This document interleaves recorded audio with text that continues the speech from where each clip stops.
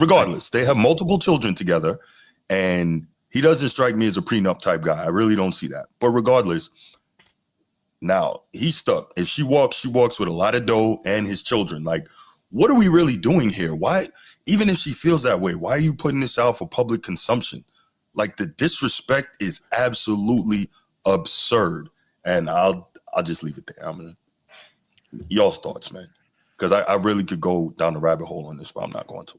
I'm not calling her a whore, but attention-seeking whore is what this sounds like. Yes. I need attention. Yes. When you're married, you keep things in house. Certain things you keep in house. Yes. Right? Certain things about, that are motivational. Sometimes you make a few of those things public. We're going to talk about them later, so I'm going to go ahead and bring them up now. LeBron James. Yeah, sure. Savannah James. You notice how you can't quote anything Savannah's probably ever said? Nope. Point. Happy wife, happy life. LeBron would talk about it because LeBron is going to be questioned about it. Like, happy wife, happy life. Yes, we have our problems, but we handle those behind the scenes and we handle those in closed doors. Like, that's my wife. I love her. That's it. That's all you need to know. Savannah James doesn't dribble a basketball. She's not an NBA. She's LeBron James's wife, Aisha Curry. We only know you because you're Stephen Curry's wife. Facts. That's it. Right? We wouldn't know you if you wasn't Stephen Curry's wife. Sorry to tell you, but hey, you're Stephen Curry's wife. And you know what's crazy? That's like a thumbs up in the world in a lot of people's eyes, right? All the women he could have chosen, he chose you. He chose you to give you a life that, like I said, 99.9999% of women on Earth can't have, and you got that. Not good enough for you. I'm going to quote what she said. After we got married, we found out we were pregnant with our daughter so quickly. I didn't even have time to think about what I wanted anymore. It's so interesting. I spent my entire life trying to work towards something, and then it kind of just disappeared, and then I didn't think twice about it. That happens. That's called life. I'm pretty sure we all had ambitions or a goal coming up, from high school to college, and then something derails us. Perhaps a kid or financial situations. That's called life, Aisha. But you struck gold with yours. You struck gold. Bruce, are you talking? My bad. No, I said she's the real Golden State Warrior. Like, do you call that getting derailed? I don't understand. I don't understand. Sometimes it's better not say anything. Sneak. I'm shocked. How could someone have built so much with someone and still be dissatisfied? How could you be right? And I think what it is her life didn't play out the way she thought it was going to. And she's not happy about it, and she feels incomplete. There's psychological things happening here. She's just it's now coming out, like it's now being externalized. So whatever things that she resents about her having children and derailing her life or whatever, like what? The bottom line is this. Who in your world is pandering to this and telling you that you believing this is okay? A lot of people. This is the problem. This is what I'm saying. Is there's nobody telling her that she's wrong, like within her circle. So she feels like this is normal, and she should feel this way. And they're supporting it. Like, you don't play basketball, your husband does. Now you don't like it, but it gave you everything that you could ever want. And if you don't want those things, it sounds to me like you don't deserve him. And it sounds to me like he doesn't deserve to be disrespected publicly by someone who feels incomplete. He didn't do anything wrong. You're the one with the problem. Look how it always is like something he did. I got pregnant. Takes two to tango. I haven't done anything. Like he's holding her back. If I were him, I would give her an ultimatum. Stop talking and making my life complicated. I don't deserve this and I didn't ask for this. And if she can't oblige to that, they have bigger issues that are underlying. And you know what? It sounds, you said that she was in therapy for this or something. That's what she said. Mm-hmm. Who is her therapist? I guarantee you it's not a married man. No, it's it's not. It's probably a married woman who makes money off of people like her.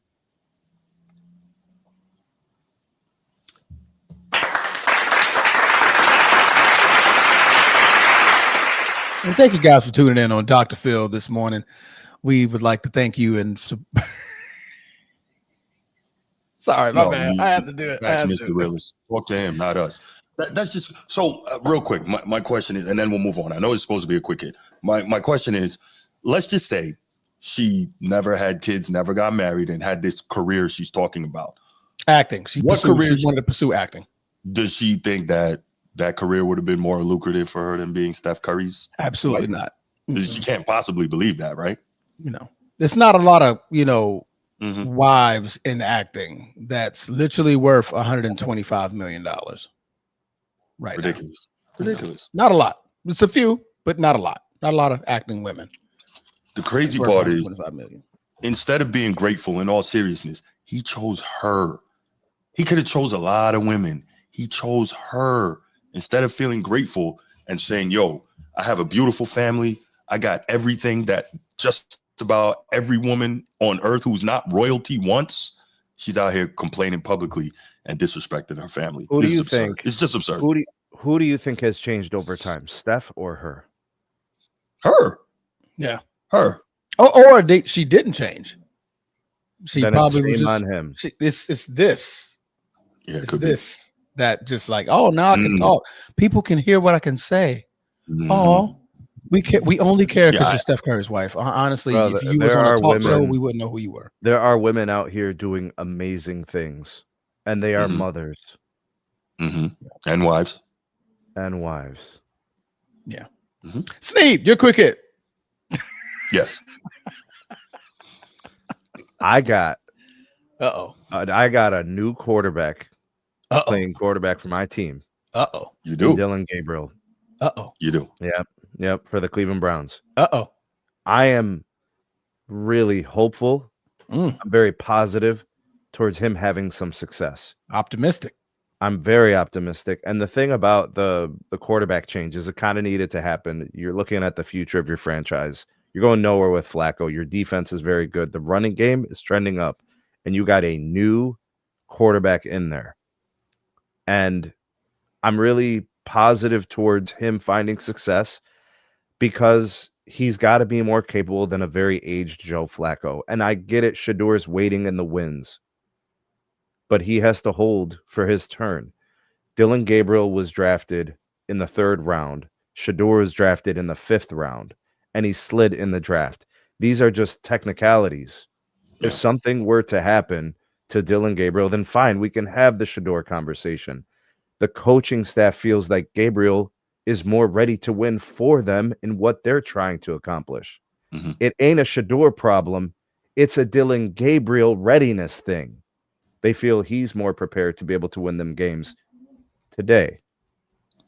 So as much as I like and want to see Shador play, just like any other rookie, just like any other 3rd string QB, you wait your turn. Wait your turn. Just be ready. And in order to be ready, you gotta stay ready. That's right. That's right. If I had a football, I'd spike it right now. Damn it. I swear to God, I'd spike that damn spike it, Transformer. It bounced right back up in my hand, too. Shout out to Coach T, bro. Shout out. Shout out, Coach T. There you go. That's pretty good. He getting unintentional plugs now. This is what we okay, That's coach. what we do. Man, That's what we do what? for our people, bro. That's what we do. That's it. That's it. No doubt, no doubt. Good quick hits, y'all. Good quick hits, man. Yeah, that could have got more. Anyway, This is why I'm here. This right here, bro, Brucey. This is Damn, what Bruce. we're talking about right here, bro. yo, This is why we don't let you leave the house all the time, bro. This is why we keep you at home sometimes. that's I know he's That's joking, hard. What did bro. he do I to know he's you? trolling. He's trolling. I wouldn't I even know make he that is. joke. But using Don't words make such that as joke. pray, Yeah, come yeah, on, yeah. man. Like You that's don't do just that. using God's name in Bro, vain. he's just man. trying to That's get a just- razz this- out of us. We already know, man. We already know. Jesus, Yeah, man. that's harsh right there. Relax, Bruce. Use other words. Use your words. Use your words. Like, Trying to throw his hands at Dylan Gabriel's knees, bro. like God, Yeah, yeah. boy. Yes, Steve, Sheesh. you would have broken the internet. Yes, you would have. Yeah, no, this is that's something that's meant for the Patreon. for sure. Patreon. Hey, Yeah, help that's us get meant to for the the Patreon, PK, for and sure. we'll start the Patreon, man. Yeah. We're just trying to get there first. Said Bubba, Gabrielle Union didn't do this to D Wade. It's a lot of wives in I'm the pretty NBA that sure- we don't know nothing about. I'm pretty sure Except that this one. Gabrielle Union was hugely successful before D Wade. Widely successful, absolutely. Yeah. I mean, And I I'm remember pretty her. sure she Was it still Bad have- Boys? Like all these movies. I mean, she was Yeah. top of the Mhm. world as an actress. Absolutely. Mhm. Yeah, for sure. Absolutely. All right, y'all. Let's go ahead and get to these main topics, y'all. Let's do it, cause yeah. Man. All right, y'all. Shama. Shama. Wow. He doesn't know what that means, Sneed. I'm just done with him. I Yeah. had a whole quick hit, and he just looked at me like this. Okay. I'm like, where's Sneed, man? Golly. Bruh, I wish, He's like, bro. I don't know who- We'll talk later about Poetan. We will. Yeah, that's not my lane, fellas. He's I like- apologize. Bro, but get in the lane. It's never too late to join the team, bro. Man, listen, honestly, See? man, UFC doesn't move See? me like that. Not See? much boxing. He gave me a He's okay. like, well, see you later. Time to hit the old Next dusty topic. trail. Oh my goodness. Y'all wild, y'all wild. It's crazy. Yo, Bruce, we're gonna simulcast it next time. We're gonna do some kind of, what do they call those, bro? Those viewing parties. All three of us are watching UFC. Oh, watch so party? fun. Yeah. Yeah. Yeah, well, okay, we'll do that. Called the head Not kick, awesome. Bruce. It's called a knee, a flying knee, Okay, bro. those are pretty cool. Those are I Ground must and admit. pound. Right? They wrestle here too. Yeah, I don't really like it. Anyway. All right, y'all. Let's go ahead. So the 49ers are now 4-1 after a very exciting overtime win over the Rams the other night. And I was very hurt by that because my guy Kyron the Siren, go Irish, We're not going literally to do this, fumbled the Bruce. game We're away. not going to do this. No, you're not going to apologize for him. No, continue. No, no. What it is I would be hyping him if he had run in the winning touchdown. So I got to be here and say he messed up and blew the game for his He team. did. That's what I'm He doing did. here. Yeah, Okay, he I'm did. being objective because that's what I do. Yeah. Yeah. So Yeah, you do. Kyron Williams, he literally blew the game for his team. About 2 minutes left in that one, right? Yep. Rams driving for the go-ahead touchdown. He hits the hole. He thinks he sees daylight, does not secure the football properly, as every running back is trained to do when they're going through the hole, and it gets punched right out. And the 49ers recover and go on to win the football game. So shout outs to the 49ers. And Kyron, you got to do better next time. I know you know that. He was crushed on the sideline. We saw it. All right, moving along from him because he's not the focal point here. Mac Jones, the backup quarterback of the San Francisco 49ers, had another excellent outing. And Yes, he he did. had, yeah, right.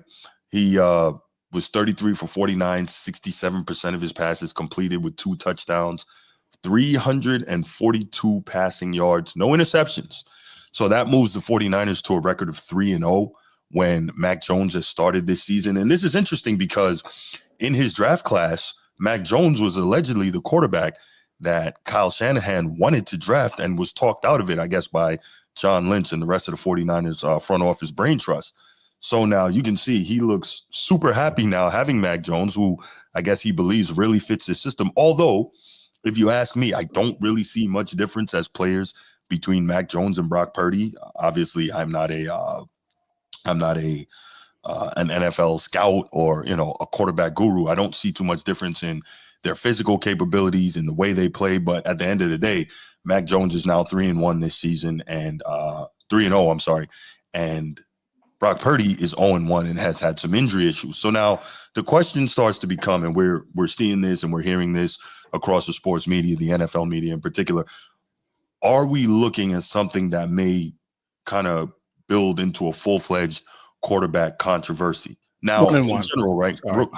You said 0-1. He's 1-1. 1-1. Thank you, sir. Yeah. Thank you. I mean, not Mac Jones. Brock Purdy. Brock Purdy. Thank you for the correction. But yeah, are we looking at something that could turn into a full-fledged quarterback controversy? Ideally and theoretically, a starter is never supposed to lose their job to injury. But if someone comes in and has the team rolling, well, we have seen it happen. Greatest example being who? The best quarterback of all time himself, Tom Brady, right? That he came in, filled in for Drew Bledsoe, and that kind of was pretty much it the rest of the way. What's another? I had another example on the top of my head, but I forgot. But the point is, now we see something that could kind of build into something else, especially knowing that Kyle Shanahan originally wanted Mac Jones. But the issue here is Brock Purdy just got paid this offseason. So now the question is, okay, go ahead, Transformer. Take it from here, man. That answers your question. Do I have quarterback controversy? Too late. You literally just paid Brock Purdy. There's no controversy to be had. Didn't Drew Bledsoe get paid like the year before and was the highest paid player in history when Tom Brady came in and spelled him? We're not talking $50 million. The money's different now. No, it was like $100 million. I think he was the first $100 million guy in the league. So yeah, that's over some years. Brock gets 50 in 1 year. I get what you're okay. Go on. Yeah. I get what you're saying though. It's over. Why? Because now you can't just all of a sudden just jump ship and trade away Brock Purdy. Why? Because he's left on a bad note. He's a $50 million quarterback. So you can't just go out and be like, oh, I can trade him and get some assets back. You can't do it. You can't do that because now everybody's looking like, oh man, I mean, he didn't play well. He's 1-1. He looked like a shell of himself last year, but y'all still paid him. So what is his trade value now? You don't have any trade value for a $50 million quarterback. So at this point, you're kind of stuck between a rock and a hard place because now you have to play Brock Purdy if you have any intent on trading him and make him look good. You're going to have to make him look good. It sucks for you that Mac Jones is not going to be probably willing to stand by hands in pockets and want to sit behind him all for the rest of the season. And this offseason, he's a free agent. Well, he did say the right thing when they talked to him after the game. He That's said, good PR, good rep. You got a good representative behind you. But am I going to be willing to sit back and just, watch Brock Purdy and just hope, like I'm waiting for him to get hurt? That's not a way that he wants to look. Now Mac Jones has value. He truly has value. The next team is like, oh, wait a minute. We saw how well you played in that system. Cool. I'm one of Kyle Shanahan's proteges. I got the right system for you. And that's better for Mac Jones. I mean, not Mac Jones. For Mac Jones. Well, didn't he always have value? 49ers? Didn't he always have value? We saw him make the playoffs as a rookie. Well, that was how long ago, Bruce? 2 years ago. Yeah, no. Wasn't that long ago. We need to update the resume, baby. 3 years ago. So. Yeah, that's a long time ago in the NFL. Yeah, it is. I'm just saying, like, you see that when he's properly coached, he can have success. But go ahead. Yeah, but I mean that's more so to my point. I mean, if you're the 49ers, it's too late. Okay. It's too late to apologize. Too late. So at this point, Mac Jones holds a lot of value. Unfortunately, you could probably trade him and get something from that, but you just paid Brock Purdy and you're not going to get no value at this point. Right. Snead? To just kind of I guess respond to what some of the things that Transformer brought up. So Mac Jones having value, I think, is going to be tied to a team who has an injury at the quarterback position. Yeah. And it would be an upgrade over whatever they have on their bench. Yeah. So I think that possibly could be a thing. But in terms of just standard value, he doesn't have much.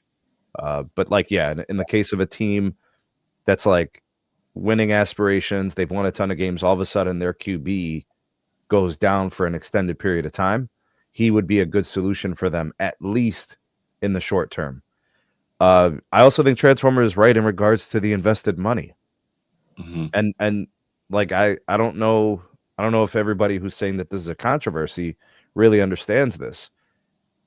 Brock Purdy wins these games too, if he was playing in those games. Did you see how good the 49ers defense has been? Absolutely. So Robert Saleh got them boys playing.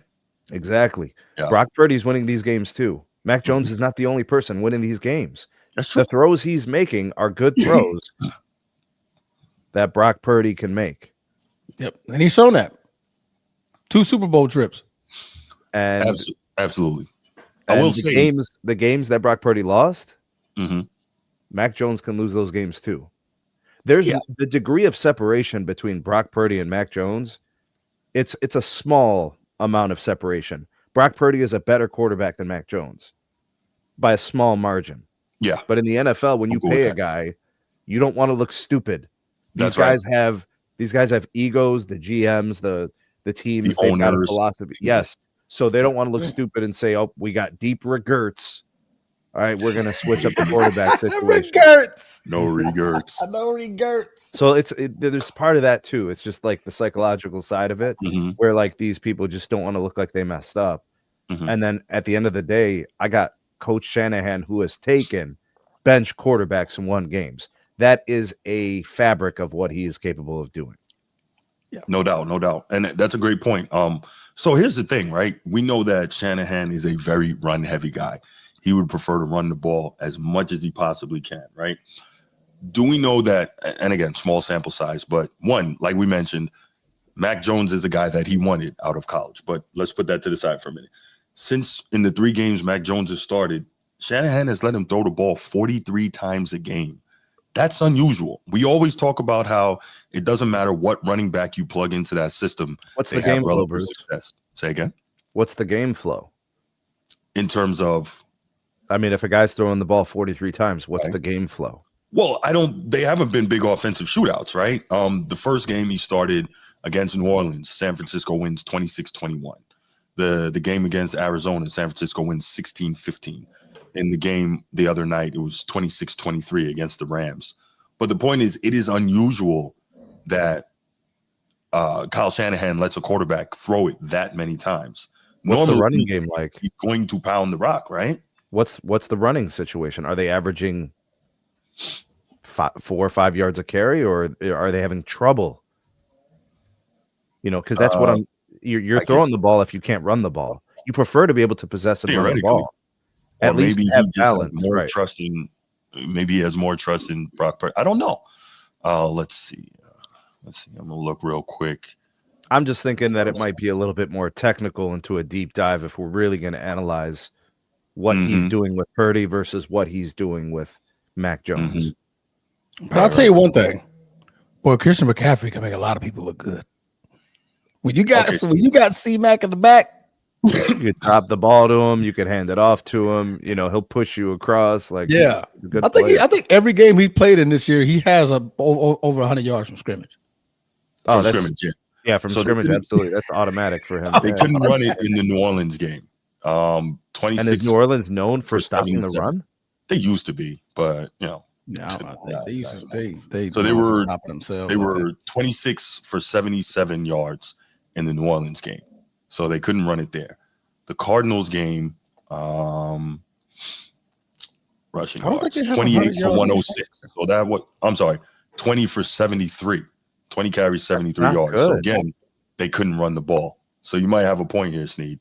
Yeah. Is that their inability to run the football is forcing Shanahan to allow Mac Jones to throw the ball a lot more than he's comfortable doing. But clearly he believes in it. And in the game the other night against the Rams, 33 for 74. 33 for 74. So they have not been able to run the football with any effectiveness in all 3 of those games. You remember what I said last show? You want to be able to do what you want, not what you can. When you do what you can, you're at the mercy of things like game flow and things like luck and good fortune. You need to be able to control your destiny in these games. Yeah. No, I hear you. I hear you. But yeah, it is. I think it's worth looking at, and I know that Brock Purdy is looking over his shoulder because if we're real, he got his job because Trey Lance got hurt, and he was able to step in. Trey and start Lance doing was his thing. bad. Well, I just said he stepped in and did his thing. But yes, Trey Lance was bad. He did go to the Cowboys and like one preseason game had like 5 touchdowns, and then like the next one he had like 5 interceptions. Johnny Manziel, Trey Lance, they're both instances of what the hell were we thinking? Yeah. Oh, and Anthony Richardson. I don't even know where to start or end there. It's like, man, I don't know. You just said a bunch of nothing. I don't get it, bro. I don't get it. They thought when they drafted Anthony Richardson, they were getting Josh Allen, but they did not. Brock Purdy's been to 2. How? And what? Because when Josh Allen came out of college, he was a big super athlete with a mega arm and a lot of mobility who was super inaccurate. Who showed that he could pass at least. No, but we didn't and read the defense. We didn't know that coming out of college. No, we at least knew he can read a defense, Bruce. Bro, but you got to remember where he played football. He played at Wyoming, bro. Yeah, nobody knew that. They drafted him based on there was some risk. There was some risk with Josh. A lot of risk. A lot of people were wondering who is this guy and what are they doing? Not as bad as Anthony Richardson's risk. Well, also they at least saw Josh Allen play.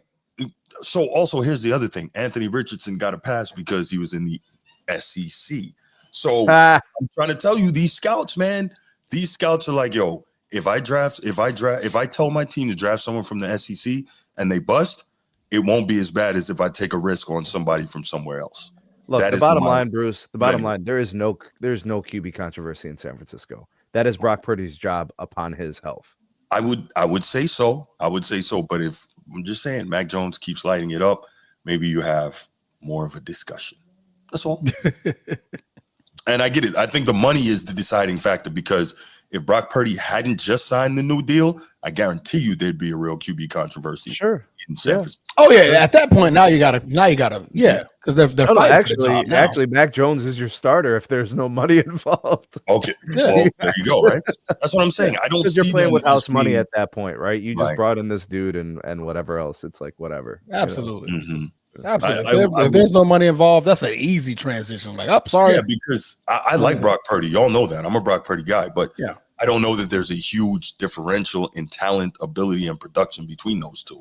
It's a small margin. Yeah, I'd say so. Because I saw Mac Jones make some really solid throws and he's able to win games. So yeah, the whatever discrepancy exists, it's small. Which means Mac Jones can make $50 million a year. That's probably about right. Hey, who got the money? Sam Darnold, the Pumpkin's getting paid, so why not? That shit is crazy to me, bro. Like 35. I think he's getting 35 though. No, he's not getting 50 million. Yeah, it's like 35. That shit is crazy to me. But he's a starting NFL quarterback. You know. Yep. Yeah. All right, let's go ahead and open up the phone lines. We'll take 2 calls on this one. 904-219. What up, stupid? 904-219-8264. We'll take 2 calls on this topic, and then we'll move on to the next one. Yeah, please. This I want to call in and talk about Aisha. Hello. No quick hit talks. No parts of that. No. No king of the chat. No. Yo, besides her having a nice name, the rest of beautiful name, isn't it? The rest of it's bad, bro. She's a lovely lady. She's a lovely lady. Physically. I'm just saying, but the rest of it. I like the name, but outside of that, bro. Agreed. I don't want this. Can't wait to hear Steph. I don't want this. Good day, sir. I hope nobody asks him about this. I mean, somebody will, but that's... Of course somebody will. Look, you would be disingenuous if you didn't try that. Like, if you're a sports reporter, you don't ask that question because that's, like, beyond the pale. But you know damn well she's going to go on The View, bro, and start pandering to the hyenas. You already know. All right, Cleveland walks into halftime with a 10-7 lead over the Minnesota Vikings, man. There you go, Dalen Gabriel. That's right, brother. Let me see. Hold on, bro. It's DeLon. All right. It is DeLon. My bad.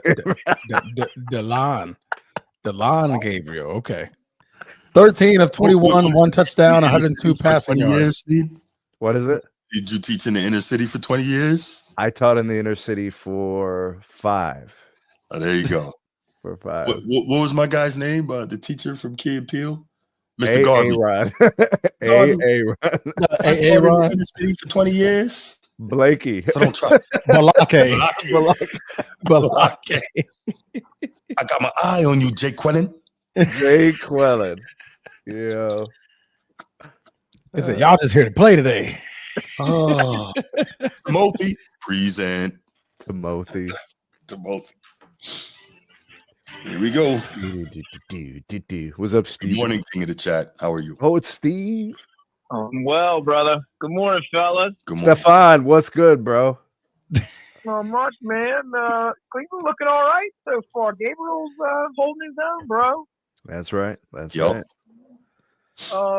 I don't have much to add to the topic. I just wanted to add like a slightly different perspective. I don't think there's going to be a controversy when Brock comes back. Twizzler brought up the money, and he's correct. Mac's doing a good job. I think this is more of the bigger factor in this is the fact that Mac is in San Francisco with a very good head coach and a talented roster. So, again, Mac's doing the job he needs to do. He's making some good throws. But do I think Mac can walk into many franchises and do this? No. I think he's in San Francisco where he's in a pretty good situation where everything around him makes sense. And this kind of goes to back when we were all arguing about Purdy and his payday. And it's like, I get it. He got paid. I don't want to see guys not get paid. Do I think Purdy's worth the money they gave him? I think it goes into my point, what we're seeing with Mac, where Purdy's a good, solid quarterback. Is he a $50 million a year guy? I don't think so. I think it's the fact that he's got Shanahan. He's got a lot of talent and roster around him. And I think the longer this goes on, that contract eventually, when we see these quarterbacks get that big payday, it eats away at the roster and pieces here. You have to lose a guy here. You might not be able to re-sign a guy here a year or two later. That's just not true. What do you mean it's not true? It's not true. It's a lie that the front offices tell you so owners don't have to spend the money. It's not true. Former Green Bay he worked in the Green Bay front office for years. I think Andrew Brandt is his name. He's come out on multiple platforms. He's got a Substack now, and he was their cap guy, and he has said it. It's a lie that they tell you. It's not true. You can work the money. How is Philadelphia doing it? They're paying everybody. Well, that's what I was going to say. Kansas City did it. Money. Yeah, bonuses and incentives and certain things. Like you can work the money. Yeah. But does that still mean that you make a good quarterback paid top market value? I don't know if that justifies. Hold on. Quick question for you guys. Can a bad decision in paying a player too much impact how much they pay the other guys? Yes. Yeah. We're seeing it with so that's what I think is meant by does it impact other players? That part, because Dak makes a lot of money. Exactly. And Jerry has deep regrets. Oh, it isn't. And that's why he didn't want to pay Micah Parsons and at least partial. Right. And he couldn't pay Derrick Henry $8 million. That's crazy. Well, that was you want to cut off your nose to spite your face. You know what I'm saying? This is my point, though, Bruce. I hear what you're saying. And it's like, yes, can money get moved around in certain things? Yes.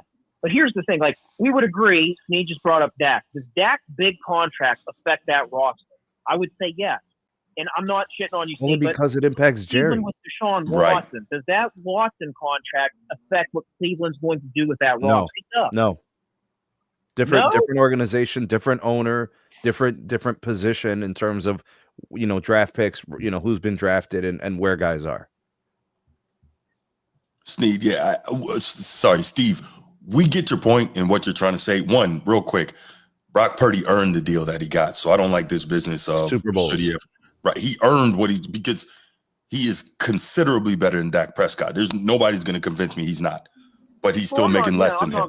And this is football, right? He hold on. Let me ask Steve this. Can Mac Jones go to the Super Bowl with this 49ers team? I would argue no. Okay. Yeah, I think we still got more to watch. I mean, their schedule has been somewhat poo-putt. Okay, can Brock Purdy go to the Super Bowl with this team? Can Brock Purdy go to the Super Bowl with this team? No. Not in the NFC. So then, like I said, the margin between these two guys is small. Yeah. Mm-hmm. Right. That kind of goes into my point where it's like, this is where I said way back, like, I don't know if Purdy's a $50 million a year quarterback. That's my point. Well, we're seeing a guy who we know is a backup. He's shown us he's not going to walk into many organizations and do this. It's because San Francisco's one of those franchises. They're a traditional winner. They have a winning culture. They have a successful head coach. They have talent around them. That's my point, where I'm not trying to – it's not me trying to poo-poo on Purdy, but Purdy is also benefiting from this to a degree, justifying his contract, where I push back a little bit is all I'm saying. Yeah. Like, the situation in San Francisco is pretty good. Mm-hmm. But anyway. Except for the receivers. Yeah. Is Ayuk still there? He's hurt, though. Yeah, he's hurt. Not though. I think he's not going to be back for a while. Because I know they paid him. I think it was last year or 2 years ago, or it was last year. Before last like season, that. Yeah. So you got wide receiver situation, and then you've got a running game that doesn't work. What's that? You've got a wide receiver situation that's fluid, and you have a running game that isn't working. Yeah, that's true. And they're winning on look defense. at a situation where it seems like do we really think Mac Jones is this good, though? Like, you know what I'm saying? Or is it everything kind of around him, putting him in a very good situation? Well, remember that, again, this is a guy who made the playoffs as a rookie. So, like, clearly with coaching and a good situation, he can have success. Did Brock Purdy make the playoffs as a rookie? He made a Super Bowl. Yeah. I don't think that's just you being an okay quarterback. I think you have to be good at least. He got hurt the first time Philly went to the Super Bowl, and then he went to the Super Bowl the next time he had the opportunity. Right. So yeah, Purdy's like no bum. 8 He's games. good. There's evidence that he's a good quarterback. You're telling me. Not just in the playoffs. He got hurt, or somebody got hurt, and he played like the last 6 to 8 weeks, I think it was. Mm-hmm. That's so. I mean, I give Purdy credit. Like, he's a winner. He deserves to be on that roster and get paid. I just don't look at him as a setting the market type quarterback. No, Okay. not at all. But anyway, I don't want to take up too much time. I know you guys got other talk. Appreciate it, brother. Absolutely. Call back for Arch. I'm sure you will. The victory lap, bro. God dang. Hey, I'll behave myself, Bruce. Yes, you did. I appreciate that. Thank you, King of the Chat. Thank you. Man. All right, brother. Thanks for the call, man. All right, y'all. Let's go ahead and move it right along. I know somebody's been waiting for this one. Jesus. The question is who? You're right. You know who? Why? You know who? Look at the Bro, thumbnail. hold up, bro. Where anybody out there got extra sets of knee pads? Anybody? I got a knee brace. Oh. Keep that when you need it, bro. Yeah, I You need heal it up. I know you heal it up. I need it. Bro. We got to get you back up and running soon, man. Oh boy. Yeah, for sure. All right, y'all. So we know the NBA preseason is now going. The NBA season starts at the end of this month. Obviously, training camps are up and running. I think October Ronnie had a 16th. terrible preseason game the Bro, other night. We're less than 2 weeks away. Yeah. Is that soon? Yeah, it's they a couple keep weeks. moving it up every year for the last few years. Holy crap. Okay, I thought it was. They're going to open up with a couple of marquee games. Yes. Including the old man Lakers older bad Warriors. Tuesday, October 21st. Oh, there you go. This is 2 weeks. Sir. It's about 2 Bro, weeks. you know how much Cialis is going to be present in those arenas, bro? Hey, y'all Wow. relax. Y'all relax. Wow. Relax. Rockets actually play OKC. That's going to be a good game. Let's focus here, guys. All right. Let's focus. Yeah. Oh my gosh. I'm gonna leave that alone. Logan, what's good, my man? How you doing? Good to see you. What up, Logan? No, Trent Dilfer went to the Super Bowl with the Ravens. Ravens, right? With the Ravens. Yeah. He was in Tampa Bay, but I forget what they did with him. I know he was pretty successful while I was there. And that's probably why the Ravens were like, let's take a chance with this. Yeah. Right. Yeah. All right, but let's go ahead and let's get to this. So ESPN released their top 100 NBA players list. You want me to put this up there, guys? Go ahead. Share it. All right, Yeah. let's Oh, absolutely. It'll help us out instead of, looking back down and back up and back down and back up and All back down. right, hang on. So I'm going to take this down and this guy. Share screen. Okay, let's do that. Bro, these halftime shows at these London games are crazy good. Yeah, no, they're amazing. It's I don't want to call it Super Bowl worthy, but they got the violin crew up there. They got the singers, the dancers. It's a band. Yes, bro. It's an orchestra. Yo, we need to try to go out there next year. Yo, that'd be crazy, man. That would be crazy. Let me go check out the passport update, bro. Get the passport. In London. They keep showing on the commercials. They keep showing the Tower Bridge and whatnot. So they're in London. Yeah, okay. I see the logo London now. is super cool. Mm-hmm. It's beautiful out there, man. That looks nice. As long as it's not Brazil. Just don't even look, man. We're not doing that. Brazil, that field is awful. Bro, listen, if you're with me, you're good, bro. No worries. Oh, is that what it is? That's what it is. Sneeze like that? You're running Brazil? It's like that, bro. Rio, Sao Paulo. Oh, no. Now, if we're not watching football, absolutely. We're going to a UFC event. We're going to see Poatan, bro. What you mean? Oh, yeah. He's trying to get into Brazil? Uh-huh. Yes, sir. Uh-huh. Alex Pereira! Well, my aunt lives in Brazil, matter of fact. But she's a nun, though, so, Anyway, all right, y'all. So what the hell I'm doing? He's like, he's having a seizure. He's having a seizure. Right. Let's start at 100 here. Really, Edward? All right, let's start at 100, and you guys can speak to some of the names and positions and if they stand out to you, and if you think they're low, if you think they're high, what you think of that. Obviously, I think you're delaying the inevitable. That's what I think. I think you're delaying the inevitable. Bro. I'm not trying to drag anything out. I promise I'm not. All right, let's look at the bottom 10 here and see what's going on. Let's do that. Let's do this for Bruce. This is not for me. Yo, Stephon Castle at 99 is crazy. That's a good player. I was about to say, this guy's rookie of the year, very good player. Why is he? Yeah, he's really good. Low? Yeah, he's really good. That's a little bit of, and I think Nickeil Alexander-Walker has proven that he's better than that, bro. I mean, he was coming off the bench for the Wolves and doing work in the playoffs. So I think those guys deserve some, improvement. I think Drew Holiday's still better than a 91 ranking. I think so. Naz Reid is much better than a 90. That is crazy to me. That is a well-rounded NBA player who can do a lot for your team, help you win games. And some of these guys are poorly ranked. I think the other question too is one, we got to take this with a grain of salt because it's ESPN, right? So we know that. And there's other factors involved there. But also we don't know specifically what the criteria is and what they're rating it off of, what the player did last season, like lifetime achievement award, what they expected the player to do this year. I don't know exactly what is their thought process on how they rank these guys. And of course they like it that way because they like us to, look at these things and debate, etc. So here's a question for me. I got you. Go ahead, brother. ESPN ranked panel made up of more than 150 reporters, editors, producers, and analysts was asked to rank players based on their predicted contributions, quality, and quantity for the 2025-2026 NBA season only.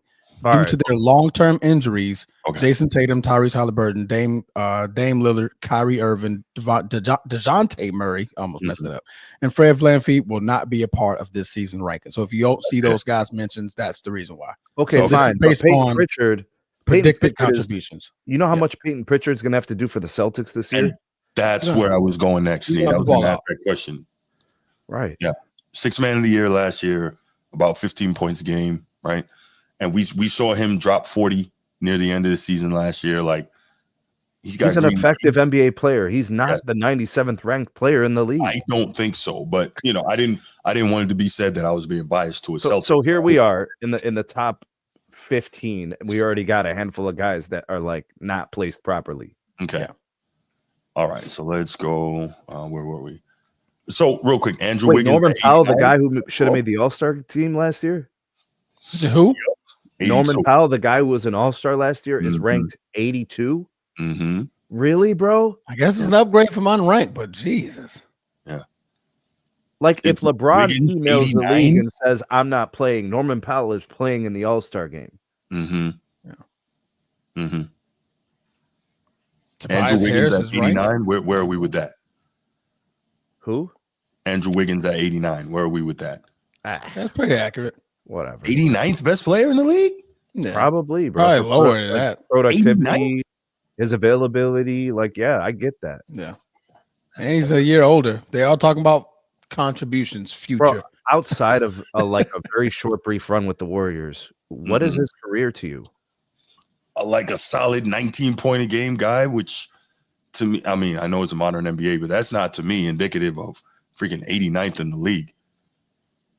So last year he was 18 points a game in Miami. Very solid. Wouldn't that be like the second leading scorer on that team, right? Third. Yeah. Tyler Hero third. and Bam, I guess. Mm-hmm. Yeah. Okay. Still, is that the 89th best player? But I guess they're also putting in winning contribution. Okay. I guess Cool. Is he contributing to winning? Really? I mean, what did Miami do last year? Well, Pat Riley, I don't think he's going to draft someone who he doesn't think would be trade for somebody that he doesn't think would contribute to winning, right? I mean, right now he has him on the trading block. So you tell me. And there's no bites. Yeah, they've been trying to trade him for a minute. So I mean, he's had some productivity, but I don't know, man. It's just maybe a lackluster. Maybe it's the consistency. I don't know. Okay. Yeah. Right. Okay, let's go on. Take it down. So DeMar DeRozan at 80. Jaden McDaniels is a nice player. Lou Dort at 64. Huh.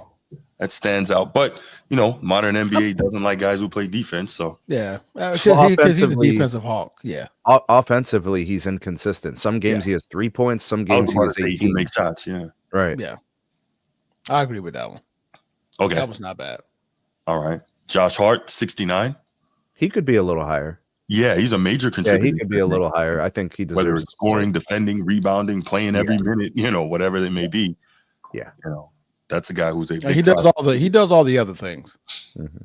Definitely does all the other things. Right. And I think that if you're looking at it from an all-around perspective, that probably gets you higher on. Like, to me, I would have Josh Hart over Nesmith from Indiana. I would. Sure. Okay. LaMelo Ball, big name, number 63. I'm cool with that. Where are you guys? Injuries. Yeah, it's fine. Yeah, so it's hard to tell. Even when he's playing, he's all sizzle, no steak. Like, I don't believe in it. And I mean, he's an he's an offensive microwave. Like, he gets, and he will not defend. So no credit for me for that. Carson Wentz did return, guys. He did return. Okay, cool. Yeah, I got it on. I'm not paying attention. Zion 61. I'm okay with that, but that's pretty sad though. That's pretty sad. It's not what you wanted to draft, bro. If you're fellas, you're like that ain't it. Did he miss a ton of games last year again, Zion? Yep. I don't think he did. What he play, like 60? I think it was the previous year he didn't miss a lot of games. I think last year he missed. No, last year he played 30 games. Jesus. Yeah, he missed quite a few last year. Okay. So the year before he played like 60. The year before he played 70 games. Yeah, 70 games. Okay, right. That's what I was thinking about. Yeah. Zion got to get focused, man, or else his career is going, like, his legacy is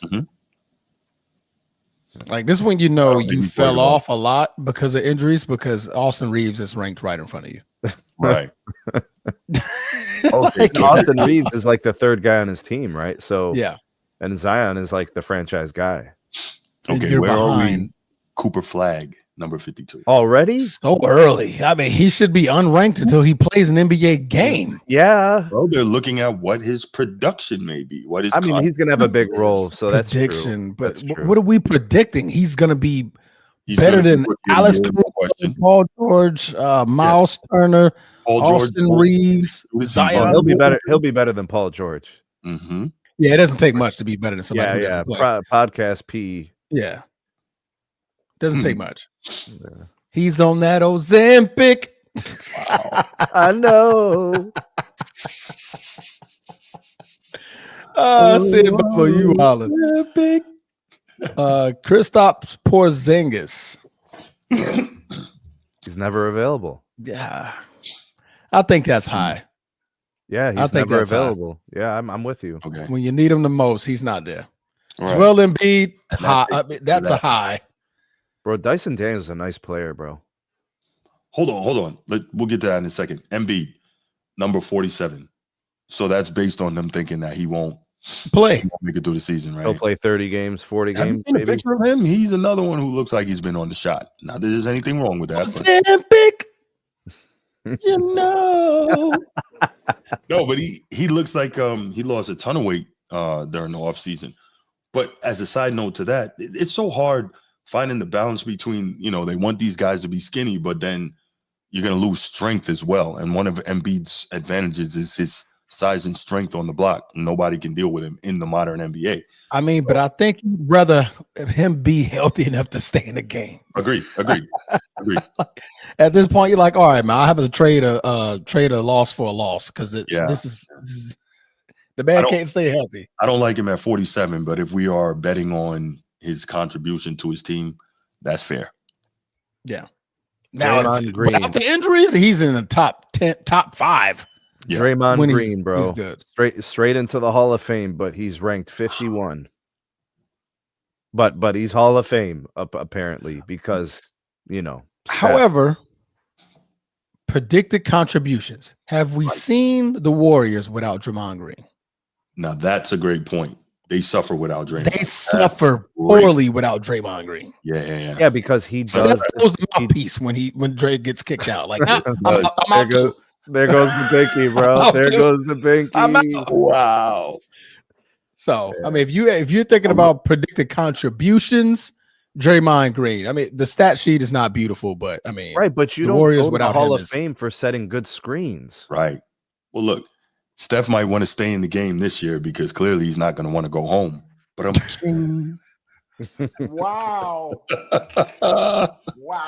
All right, moving right along. That was uncalled for. Good run. That was unprofessional. Unprofessional. Okay. Let's see. Jared Allen, 45th. Okay, I like how he's raising. He was 73rd last year. Okay. Mm-hmm. Jamal Murray, dealing with a lot of injuries, man. We're talking a lot of injuries down here. Desmond Bane, interesting name here at 39. Do we Sparker. think that he's going to say again? Sparker. Like he showed out of Memphis last year. That's projection too. That's a little Yeah. projection, right? Mm-hmm. Taking a step forward. Yeah, because they're gonna need his offensive production in Orlando, Right? For sure. Bro, Darius Garland being ranked so low is crazy to me. Is that injury too? Maybe, I don't know, but Yeah. he's a wizard with the basketball. He's one of the nicest guys with the pill in the league, and he could score and he could pass, and he's actually a willing defender. He's small, which makes defending difficult, but he's actually a willing defender. Yeah. Damn, Zubac is up there. Yeah, Zubac's a nice player, bro. Yeah, no, Big Zubc. Damn. The fact that he was unranked before is just criminal. He had a really good year last year. Became a much more reliable offensive player, and we saw they asked him to do more, Bruce. Yeah, Sheesh. And he provided.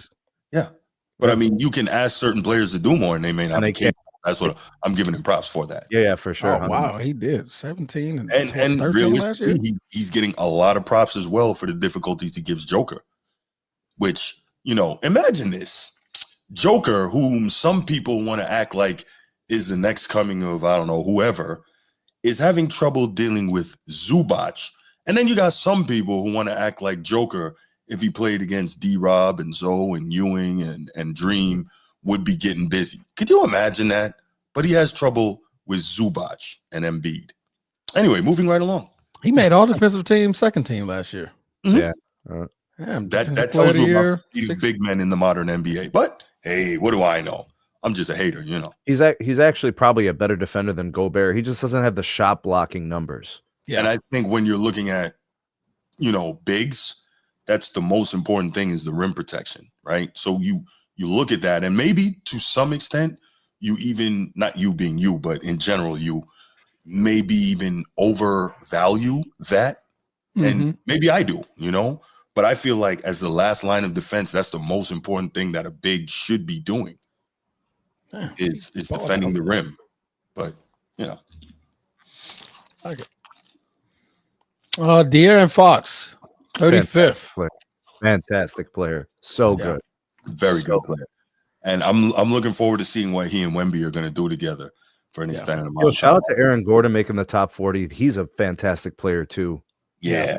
I think he's the guy OG who Anunoby, maximized his huge gains as a player. Those guys have improved so much. Mhm. Amen Thompson at 37. That's a nice A ranking. little overrated though. That's not, but they're going off prediction. They're going to need him now. Oh yeah. So if you take Yeah. a step forward, absolutely. Yeah. And I They're love gonna the need him fact that finally an athletic defender is getting value in the modern NBA. I think that's cool. Yeah, he's very good. Franz Wagner, no joke. Fantastic. Yeah. Yeah. Baller. Yeah. Got paid last year too, did he? Mhm. Yeah. He got paid. Yeah. I'd have him over Scotty Barnes personally. I'm cool with that. I'm cool with that. John And Moran Trae and Young. Triple J. And Sorry, Trae Young. So that's where I was going. Trae Young at number 29. How you Too guys high. feel about that? Too high. Yeah. Okay. Just checking. He should be like 40 or higher. Okay. I'm good I with mean, that. he's dangerous in terms of the 3-point range. But he's and- only and like he- 35% though for as many. Right, a but he's a three-point threat shooter. to threes, and then he distributes the rock very well. But like, Very well. where's the What's that impact lead to? on the games, bro? Thank you. No. Thank He you. doesn't Because really at the equate end to of winning. games, Dyson Daniels is locking things down, bro. Mhm. Yeah. Trae Young, another guy with splashy offensive numbers who doesn't defend. I mean, that Anyway. boy too small and frail. Mhm. Like, But hey, he's So a excuse me, sir. dangerous, dynamic offensive player. He is. Absolutely. Absolutely. excuse me. Excuse me, Trey. Excuse me. Trey, excuse me. Excuse me. Hey, Trey. Bro, don't sneeze too hard, bro. He's gone. Uh-huh. Come back over here, Trey. You're on defense. You got to guard me. Yeah, okay. Trey said, I get it out the net. Yeah. Trey would be a perfect point guard for Mike D'Antoni. Oh, absolutely. Absolutely. You Uh, saw what he did with Nash? Jeez. There you go. Dude, Exactly. look at Derek White make the leap. Tyrese Maxey. Okay. Tyrese Maxey probably should still be top 20. I think he was hurt a lot last year, but Yeah, but like Yeah, in terms of it has to do abilities with and it. what he could do to carry a Yeah. team. Yeah, but Nice right, we're play. talking about what he may contribute this year. So Yeah. there's no way to me. I love Derek White. Tyrese Maxey should be ahead of him. And I love Derek White. Bro, Chet a little too high and Sengun a little too low.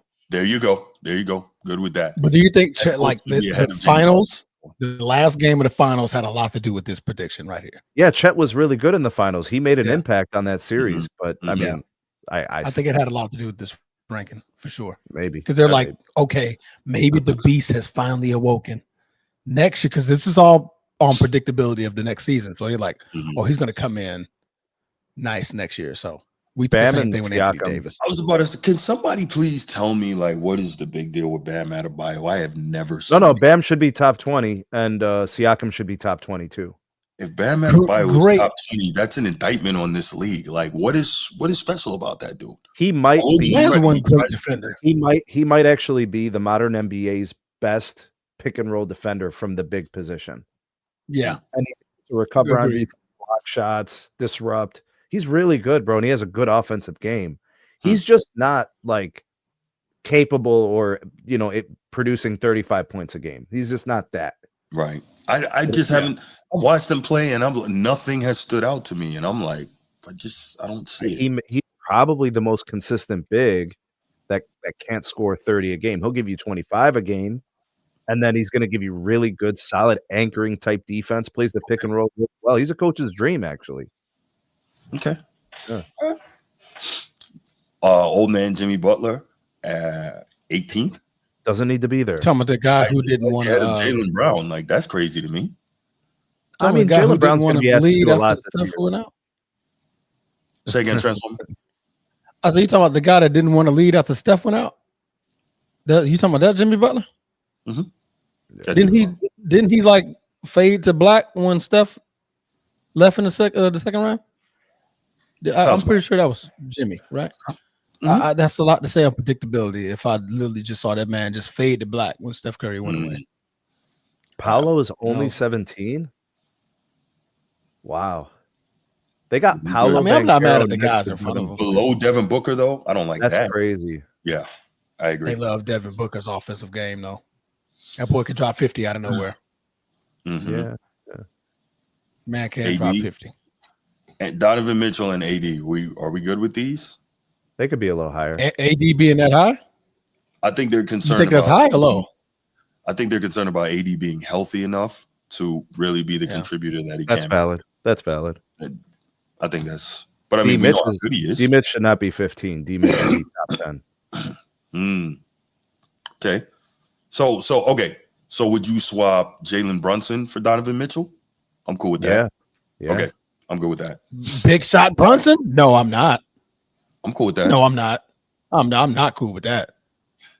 We saw Brunson pretty much carry a team to the freaking conference finals. What did Donovan do? Got to play more defense and wears down as the season goes on. What did Donovan do? True. Where was he in the first round? True. He won in the first round. Where was he in the second round? Lost to the NBA Finals runner-up. Okay. Just like the Knicks did. Right. Yeah. What was his contributions? Donovan Mitchell? Was he taking over the game in the fourth quarter like Jalen Brunson did? Yeah. Was he literally like the only offensive weapon on the offensive side of the ball? Yeah. No. Really? So No. what did Max Strus do for them? No. What did Ty Jerome do? Oh, for I 22 shooting. saw Donovan Mitchell not be able to get a bucket when he needed it the most. Jalen Brunson pretty much got it every single Donovan time. Mitchell averaged like 30 plus in that series. That's so you're cute. telling me you told me he was averaging 30 a game in the first three quarters and nothing in the fourth? I'm not putting him over Jalen Brunson. Okay, that's fine. No way. But I mean, it's not a question of Donovan Mitchell not doing anything. You're just saying that I didn't say he didn't do anything, but he didn't put on a show like Jalen Brunson did. Really? No, he didn't. No. Bro, the whole starting lineup was out. Donovan Sounds Mitchell had personal. his team. He had his team in a position to get Great wins point. against the Indiana Pacers, who went to the finals 7 games with the champs. Yeah, that's cute. Wow. All right, man. That's cute. Not putting him over Brunson, though. This He's is a fantastic player. but not Fine, putting him over fine. Brunson. Take Yeah. Brunson, but it's not because D Mitch isn't valued Better. well enough. Yeah, better. That's all I'm saying. I'm just saying better. That's all. there is Just there better is the than New York Brunson. factor though. That does play a role. Steve's right. The New York factor is a real thing. All right. So this right here, I don't like Cade Cunningham at 12. Cade Cunningham. I think he's definitely a top 10 player. He is. And Yeah. just jumping the shark, I would swap Cade Cunningham with LeBron right here. I would swap him with LeBron, Kevin Durant, Steph Curry. Absolutely. I don't know about KD. I think KD's contribution to the Rockets is going to be like darn near immeasurable. LeBron, not so much. I think they're gonna because even when LeBron doesn't play, you're gonna see Luka leading that team and doing his thing. So, Bro, go I don't Now know. back. you say that. That's accurate, but you know the other stuff. Go not a lot back of to people Cade. putting that Just over go back to the Pistons 2 years ago okay, and look at what Cade has done for this team. him. there you Turn go. around. Nobody else is doing Cade that in the NBA right now. Who's doing that?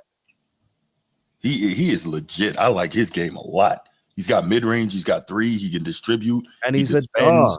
Yes. Yeah. Yeah. Yeah. I like want. Cade I Cunningham's will game. move heaven and earth to get Cade Cunningham on the Cavs. The Pistons can have whoever they want except Evan Mobley. How about to say you're gonna give up Evan Mobley? That's it. That's the only you can have. Any other package we can work out. Cade Cunningham is it. Because Evan Mobley, that's an anchor right there, The man. only You don't other give guy me I that. feel the same way about is probably Banchero. Those are the only two guys Mm, that I'd be interested in building my franchise with. They're like that. Those guys. yeah.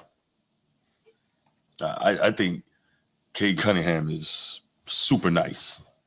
And He he's should a- have been All NBA second team last year. It Yeah. was criminal what they did to him last year. Yeah, I'm good with By absolutely. putting Steph and LeBron on the second team, it is absolutely criminal what they did to him. And Mhm. J Dub also.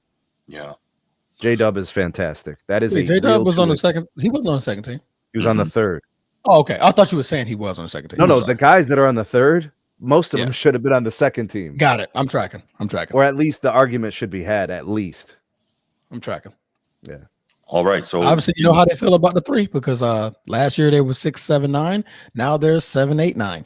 Right. all right. They're gonna So- put them right there next to each other, man. So we're into this top 10 here. We've already talked about, we think Jalen Brunson should be out. Some of us think LeBron and Steph and KD should be out. Others think just maybe LeBron and Steph, but that's going to be what it's going to be. Anthony Edwards at number 6. That's okay. Now, this top 5 is interesting, and it also makes a greater statement about the modern NBA and what it looks like. Top 5 international players. Where all of them.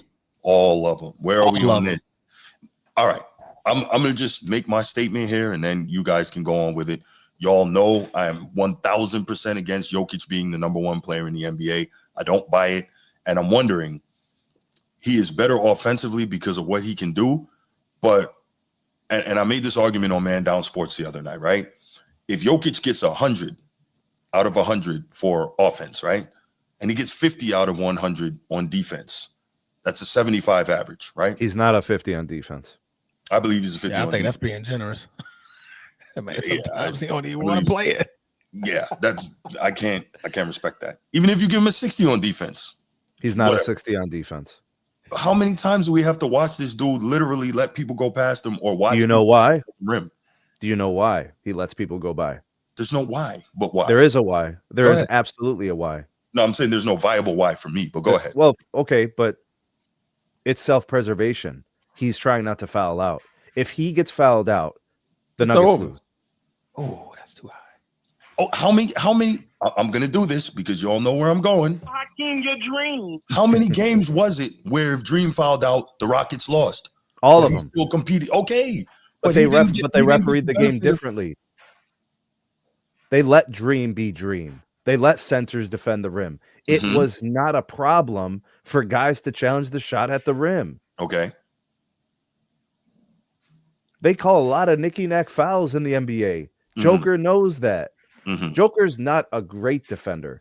He I is think an he's- average defender I think when he's a he gets terrible to defender. defend. When he can't defend, and it's because of self-preservation, Nice bullet, It- Dylan.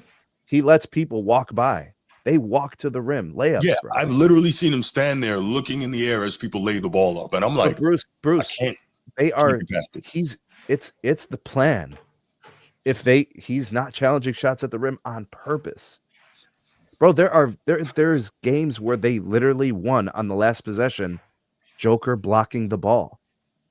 He's winning playoff games blocking shots at the rim. That's footage. That's a real thing. Okay. Okay, so let's say this. For me, I believe it's being generous. I'm giving Jokic a 60 on defense and 100 on offense, which is an Okay. average of 80, right? Okay. So now let's look at Giannis, right? Giannis is averaging what? 6.5 assists, 30 points, 13 rebounds, and Yeah, is an he's amazing. all NBA defender. He's amazing. If his average is higher, why do we rate Jokic higher? Why? I mean, guess I think Average is higher because of what he gives you on both sides of the ball, but we've got Jokic as a better player than him. Why? and I believe it's the We're in love closing with factor. triple-double. Go ahead. I believe I believe that's the closing factor. And what like closing he- factor is that? They he have the can't same number close. of championships. Go ahead. He doesn't close. He's not your typical closer. Like, you get Giannis in the fourth quarter. You're like, okay, where's the ball?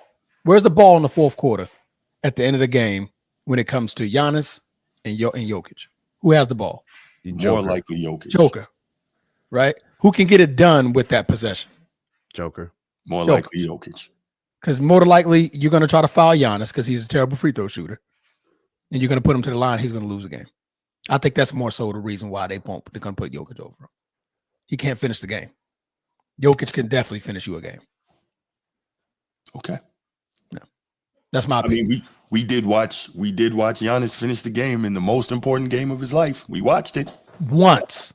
The most important game he ever played. Am I I right? mean, that's his Peace, legacy. absolutely. And what That's he his made legacy. 18 It out goes of off of 20 that. free throws that game, so it wasn't even like That's an anomaly compared to the rest of his career. true, but I'll take an anomaly in the most important game he ever played versus, But I can't take that one time, and I'm talking about an NBA season. They're talking about a season. I got you. Yeah. Yeah. So for a season, you're not going to see Giannis do anything like that from the free throw line. I'm taking you can Giannis over expect- Jokic. You can expect Jokic to close you out a game 9 times out of 10. Okay. in the season. Yeah, Yeah. I'm taking Giannis. SGA number 2. Good with Like that, it. and maybe he MVP. could even be number 1. Yeah, there's an argument to be made for number 1. Fair enough. Luka. Yeah. Okay, so Luka's too high. I was about to say, could we say that we would take Giannis over Luka? I think there's an argument for that. I'll take Luka over Giannis for sure. Okay. What makes you put Luka over Giannis? I'm not going to insult you by saying it's the closing factor. Okay. I gotta have somebody who can finish the game. I want my superstar to be able. I can put the ball in my superstar's hand and he can close it. All right, so Giannis it's great, but Giannis in the finals transformer won one, right? Yeah, and he was great, all-time great in that run. It was 50 points in the clincher and all that. Absolutely, yeah. Luka self-imploded in his NBA Finals appearance. That's a great point. Yeah, but what does that got to do with this season? Well, I'm just going off of abilities, right? So we've got the season. We were talking about closing. I mean, you brought up closing. I didn't bring up closing. I mean, but Luka Doncic closed a lot of series that playoff run, did he not?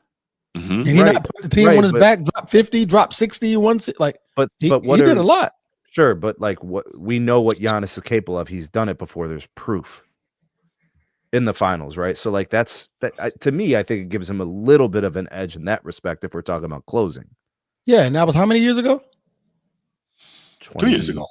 3 years. That's a lot of years ago. Is that 3 years ago already? Luka's never won anything though. It's been a while, but you're talking. It was in the 2023. Again, this is 2025, 2026 predictions. Oh, so you're anticipating Luka? Yeah, this is what this bracket is based off of. Okay. Yeah, all right. yeah. Okay. All right. But isn't past performance the greatest predictor of future?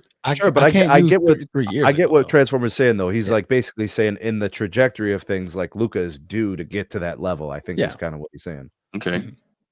So with the East being wide open as it is, we don't believe that Giannis could get back there. No, the Bucks situation is not the Bucks, not the Lakers situation. And I'm not saying that he will. I'm just saying the East is wide open. Anybody could do anything. Yeah, it's true. Yeah, I'll definitely agree with that statement. But it's like now looking at the Bucks, I'm like, and if Giannis is healthy, he could go off on another run. We don't know. That's all I'm saying. I'm not saying he will. Would you pick Giannis over the Detroit Pistons in a series? Ooh. Would you pick them over the Cavaliers? I think the Pistons and the Cavs. Yeah, exactly. Right. So it's like that's gonna be tough. All right. And finally, Wemby at number 5. I guess we kind of jumped all around here, but Wemby at number 5. Do we predict that he'll be? They love Wemby. Wemby, if he would have played, would have been Defensive Player of the Year last year. Yes, he would have. He would have played. He would. By the way, Steve, Wemby, rim defending big, right? He step out. A la Dream, not saying he's Dream, but a la Dream, he will step out, defend the pick and roll, and still get back and defend the rim. I love that. Well, the physics are crazy, bro. The reach is absurd. Like his hands just going up and down like this is probably going to slap the ball somewhere. So I think he can stand flat-footed and grab the rim, if I'm not mistaken. Probably. Yeah, he's crazy with his reach like that. 7'5". No, I think he has to be on his tippy toes or something like that to grab the rim. Yeah, something like that. Pretty close though. Pretty close. He can go like the top of the net. But it's like Manute Bol and George Mirasan used to do that stuff. I remember they were like 7'8". You know? Yeah. Bro, 7'5" is crazy. Mm-hmm. And to move like that, bro, and to it's wild. No doubt. Like, what did he average? 3.8 last year on blocks. Like he could average 4. He could average 4 this season. 4. Oh yeah. Yeah, I think he went from 3.3 to like 3.8 or something like that. But do you see how he gets some of his blocks? Their recovery. So he gets beat by a step or two, and then he just reaches out for it. Off the backboard. Yeah, bro. Like you thought you were safe. But see, here's the difference, though. 7'5", bro. 3.8 blocks last year. Yeah, the difference is that he actually wants to defend. Like, that's what I love. He wants to defend. Like, that means something to me. I mean, not Kristaps. Chet Holmgren. Like I think he wants to defend too. I would be looking at Wemby's game like, hey man, you need just like that, just like that. Yeah, for sure, just like that. No, I think he tries. He's just not quite able to, but he wants to defend, and he gives a lot of effort on that end. So I'm good with it. Yeah, that's a great analogy, Coach T. Yep. That if he develops his post game, he could be like Ralph Sampson before the injuries. Absolutely. Yep. And I remember having a debate with somebody, and they were like, "Oh, Wemby's like nothing we've ever seen before." I'm like, "Stop it! We have seen it before. It was Ralph Sampson." Yo, That's absolutely what it was. actually, Kareem was like that. Kareem Kareem, your Abdul-Jabbar was dream. like young, that. young Kareem. Yeah, Lou he was Alcindor, like that. He was a very incredible athlete. Yeah, he was. He had those same kind of physics in terms of, I mean, he The was giving legs Wilt and fizz, bro. Yeah. Well, I mean, Wilt was old by then, but I get your point. Yeah, for sure. But Wilt was still an elite player, and he was.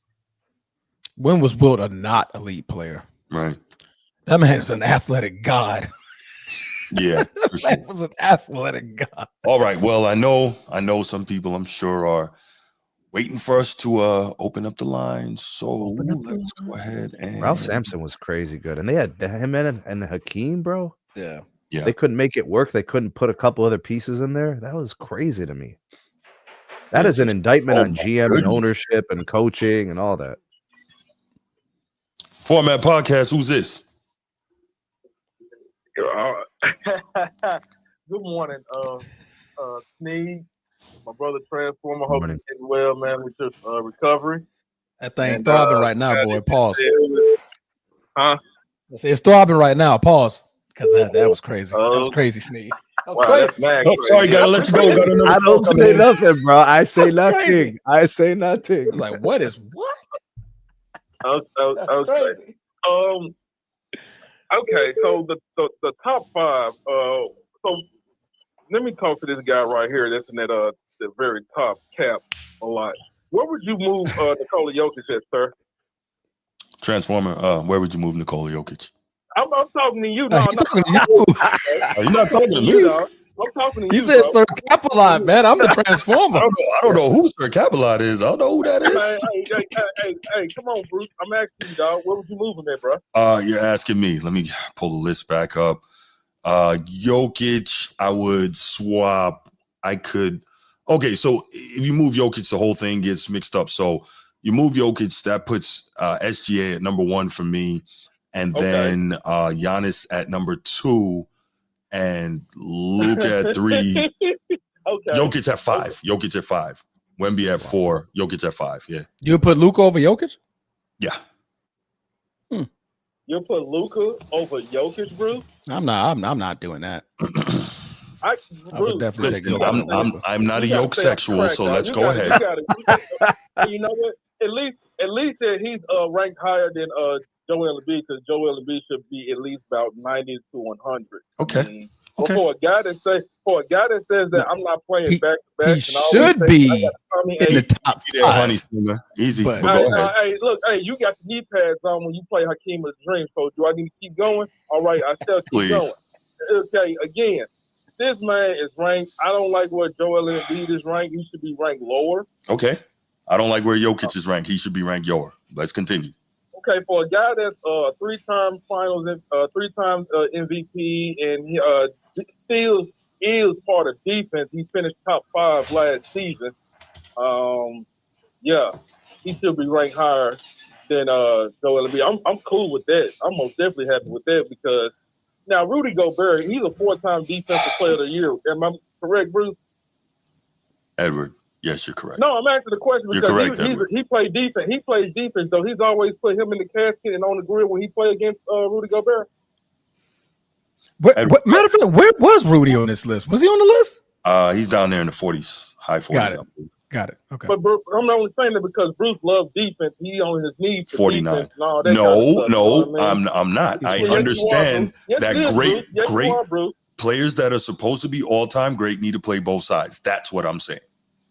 Okay, Steals is part of that, but he's more. Oh my contributor on gosh, the go ahead, offense. man. So Go I ahead. understand- Go ahead. Go I ahead. understand what I understand what you're saying when it comes to that. Go ahead, man. But anyway, Kate Cunningham, he should be in the top 10. And then Kate Cunningham. should I'm be sorry, you're against breaking up. at least about- You're breaking up. I'm having problems Like, hearing you. Well, fix your broke mic, because you took forever to get live. But anyway, Kate Cunningham should be in the top 10. I will move. Man, yeah, look, we gotta let Steph, KD, and LeBron. They gotta be out of the top 10, straight up. Well, at least real you got quick. some little bit of honesty in you. But go ahead. Man, hey, look, bro. Look, hey, yo. chill, bro. You I- drink your big water. Drink I your know jug of how I know water how right you now. are for your king. Nah, you nah, know? yo, man, drink your water, bro. Why Drink you your worried water. about my water, man? Go All right, ahead. drink your water because you tripping right now. But anyway, Mhm. now Donovan Mitchell, where was he at? He was number what? 14th, I believe. 15. 15. Hey, 50. Okay, he should be in the top. Okay, good. Did they leave out his other running mate, Jared Allen? He wasn't even ranked, was he? 'Cause Nah, he he was was two on there. spots He's above. below. Ranked in the Yeah. 40s, I think. Man, Evan he should Mobley? be in at least the 30s. He should be in the 30s. Jared Allen. At least. Oh, okay. Yeah, My Jared, bad. yeah, Jared Allen. Yes, most definitely. Jared Allen should be at least in the 30s. That would be 3 and then players in the think top that- 30. That's solid. Yeah, because he's a good defender and he can play both sides. You know, he can give you a double. So he's good, man. But I see they left out the players who had injuries. They left them out the top 100. Yeah, they took him out. Yep. Yeah. Like the Jason Okay. Tatums and Damian Lillards, those, yeah, they're not in. Kyrie Irving. Tyrese Halliburton, yeah. Mm-hmm. Okay, and then like, are we? And then they got Cooper Flag ranked. I mean, like, are we projecting this early for Yes, Cooper Flag? that's what your That's brother this is read. a prediction list. Yes. Yeah. What they believe I- they will contribute to this season. Yes. Oh, I hope so, man. I mean, this is ESPN, so I really hope so. But anyway, I know you got the lines blowing up, man. Everybody else want to call. I just want to get my thoughts on that. But I agree with what Sneed and Transformer saying. Mm-hmm. I give you your props too, Bruce. Even though I don't want to, I got you, bro. Go wash your knee pads, man. And you spill honey all over your shirt, man. You go watch the knee pads, bro. Don't know when it comes to Akeem Olajuwon. Stay out of wax museum. All right, put some new stuff in there. Put some new stuff. You didn't help your case, Bruce, by doing the soundbite. That didn't help it. Look, man, you know, I have fun with the little drop, man. You know, Exactly. Hey, Look at him being a hypocrite, but hey, man, that's my favorite player ever. But I can be objective. Yeah, your favorite player. Yeah, My sure. favorite Okay, player now ever we- would destroy yours. But let's move right along. Oh my God! Hey, you know what? I give you that straight up, bro. I would most definitely. But at the There end you of the go. day, you already know how I This is feel favorite about ever. Kobe. He's ranked when it comes to the spinners. You already know that, but that's not here or there. We're talking about right now. You're No, we're insane talking- because you talking about if he wins, he gonna pass But Shaq, no, man. Bruce, Get Bruce, out. Yo, of Eddie, here. who's your favorite ever? We're talking about right now, dog. We're talking about right now, bro. Who's All right, Eddie's man, favorite? Other people got to call in. Make sure everybody. I actually don't even know. Edward, hold on. Edward, Sneed wants to know. Sneed got a question for you, real quick. Go ahead. Who's your sir. favorite all time? Who's my favorite of all time? Man, mine was growing up was Allen Iverson. Fair. What's up? He's a lot of favorites. Nothing. I just wanted to know. I didn't know. Yeah. Why? Allen Iverson's fantastic. That's a No, great. because you were saying you were talking about Bruce's favorite. He didn't know your favorite. That's all. Oh, okay. No, I'm not on my knees begging, please, like this guy that's Pause. at the top corner. I'm talking about you, Bruce. Oh, you can't be talking about me. I am talking about you. You got the ad lib for Hakeem in your dream, bro. Don't do it. Don't hit the button. It makes it worse. Yeah. Don't hit the button. Hey, look. Anyway, go ahead, man. Anybody All who right, know me man. know Well, better. let's get the likes and subscribe up for my boys on this channel, man. It's a good Thanks, show, Eddie. man. Straight up. Appreciate you, brother. Always All right, love, bro. Thanks for the call, fam. All right. Call. I saw you. Call right back, Coach T. I saw you. I think Coach T called. The I think dream. she said Bubba call. In your dream. Bro, when's the last time we got a call from Nino, man? I don't know, man. I guess Like 3 weeks ago, I want to say. Nino's grinding. This would have been a Nino topic too. You know what I mean? This definitely would have been a Nino topic. Absolutely. By the way, what do y'all think of hold on. Coach T, what up? What up, fam? What up, y'all? What's going on? What's What up, happening? Sneed? Got what you need? What you got, Man, man? I can coin that phrase, man. That's copywriting. Yeah, Copyright infringement. What up, Transformer, man? I appreciate you toughing it out through the pain and suffering you're going through to be on the podcast, man. I never had an injury, but I know sitting upright in that chair Oh, yeah, But- man. 2 hours is not comfortable for you, bro. But appreciate you toughening it up for your members and your audience. Hey, I appreciate that, man. It's definitely throbbing, boy. I'll tell you that much. Pause, because that's crazy. No, But I know. yeah. I think my god brother had had the same surgery you had, and I saw how miserable he was for. So I salute to you, and salute to you, Bruce. Absolutely. Appreciate that, brother. Appreciate that. I'm gonna try to make it brief because I know I talk too damn much. He's straight up came out. I was like, what you got? When you're on a podcast, you get used to talking all the damn time. For sure. I'm gonna try to make it brief. I just want to highlight two athletes, Wemby and SGA. I'll start with Wemby. I'm not mad at where he's ranked. As he develops, I would put him a little bit higher, but where he's at right now is okay with me. But you guys kind of understand where I was coming from when I said I think if he develops his post game a little bit better, I see him more like Ralph Sampson.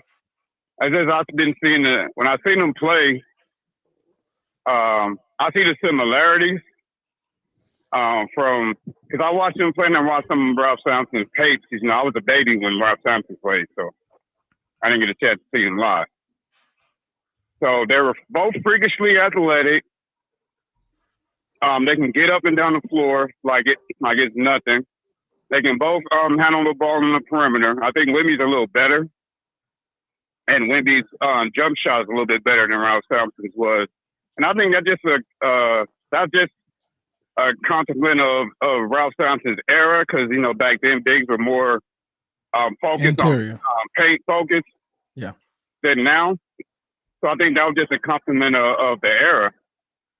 But that's why I see the similarities. I don't see him turning into Dream, no matter how much he works in on his post game. The Dream was on another level above everyone else. So, no, I'm not trying to change your mind, Bruce. No disrespect to what you said, but I just don't see it ever happening. And going into SGA, the only reason why I'm saying is because I get a lunatic always inboxing me on Instagram. Not talking about one of your members. It's somebody else, but he won't come on my show.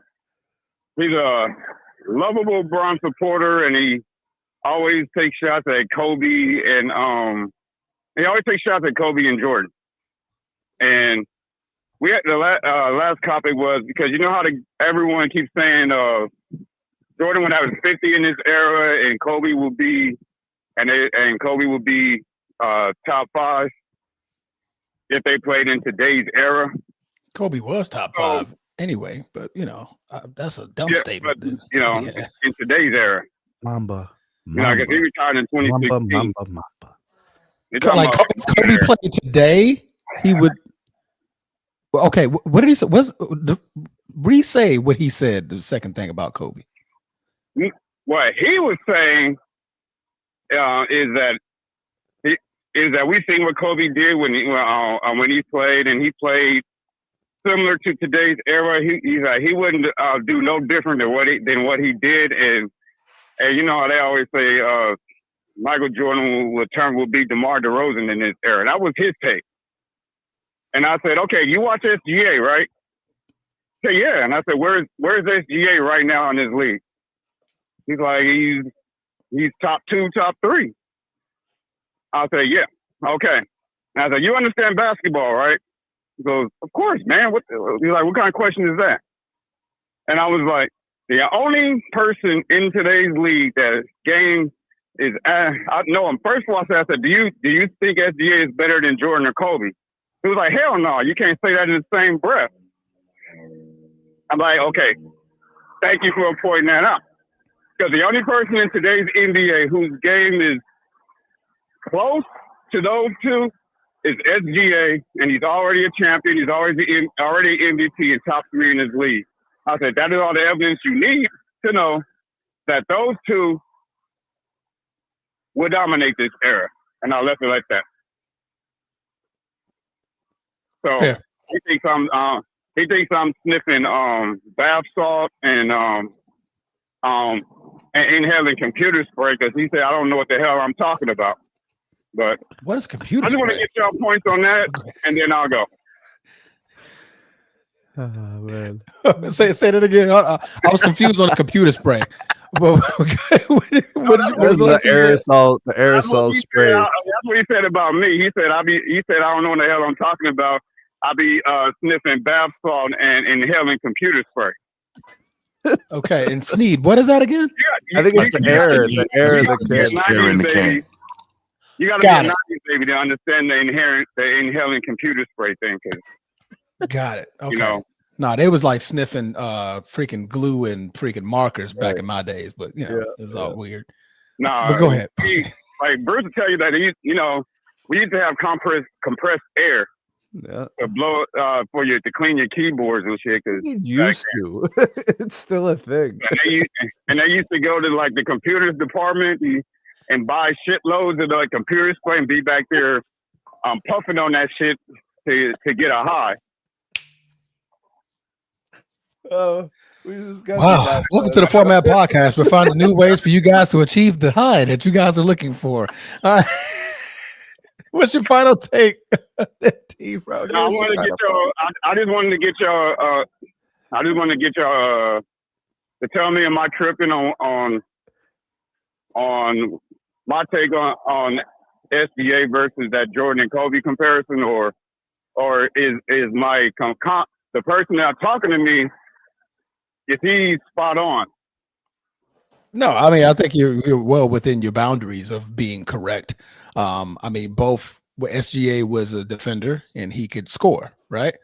Michael Jordan and Kobe were defenders and they can score. SGA primarily scores inside the 25-foot line, correct? That's where Jordan and Kobe made their living. Both were, I mean, all three were foul merchants. They got to the free throw line when they wanted to because they were pretty aggressive, either based off of Michael Jordan's talent. He was able to get to the free throw line, or Kobe Bryant's just footwork. He was able to get to the free throw line. SGA, free throw merchant, same difference. We've seen the tape in long enough to know that Kobe and Jordan would dominate in this era as well. That's just without question. I don't think that's not smart of an evaluation to not think that they wouldn't dominate.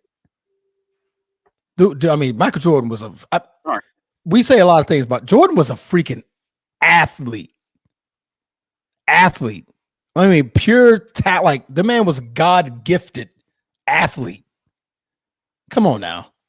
The man, I mean, the lane, Jokic will have a lot of, poster faces with Kobe and Jordan in his game.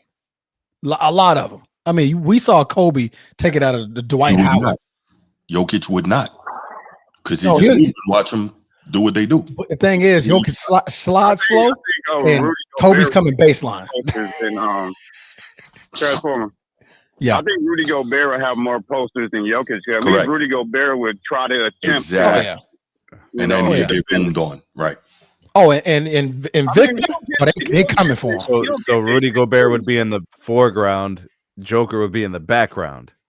Watching, yes. Right.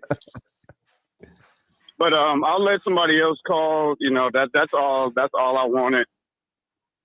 That's all I wanted to talk about was those two. And I wouldn't put Luka over Jokic either. Neither one of them play defense. And we got to see what Slim Luka is going to do. We haven't seen Slim Luka yet. We'll see. Yeah. So I wouldn't put him over Jokic just yet. Or ever. 3-time MVP. NBA champion and finals MVP. Yeah, Luka hasn't accomplished. He hasn't accomplished what Jokic has accomplished already. Oh no, Jokic is definitely at the top of his game. His game, not saying the game, but his game. Bruce. For sure. But all right, I'm gonna go get. I don't want to talk too much. You got to show the run. We got to get this over before football games start. And Shout out to my Niners, man. They pulled out a tough one on Thursday night Good in a win. game Good that I win. thought we was gonna lose. Good win, coach. Good win. Yeah, I was surprised. Oh, and I gotta give Bruce his props on Notre Dame. They won a tough one yesterday too. Tough Go one. ahead, Rich. They cooked Boise State, didn't they? It was like 24. Yeah, but the game, if you watch the game, it was choppy and disjointed. Like, Got it. yeah, Got it wasn't. I did not watch it. Yeah, the I was score too busy doesn't watching Texas necessarily. getting cooked and Penn Yeah. State getting cooked. Yeah. Yeah, it was still a low-scoring game by Notre Dame standards, but it was never. You never had a doubt that Notre Dame was going to lose that game yesterday. I didn't, for sure. Ooh. I hate Justin Jefferson. I hate his guts. He's so good. He's so But good. I gotta get back to my co-host because he's depressed over the game yesterday. No doubt, Coach T. I appreciate you, man. Thanks, Coach Steve. All right, y'all. All right, brother. Oh, you were ahead of me. That's why. Like, what are you talking about? I think we missed Chief Sid Bubba. Chief Sid Bubba, call back. Let's go ahead and get you in, and then after that, we'll get to the next topic, I hate Justin Jefferson. which we will keep brief. He's too damn good. I hate it. He's really good. I don't think he's better than Jamar Chase, but he's really, really good.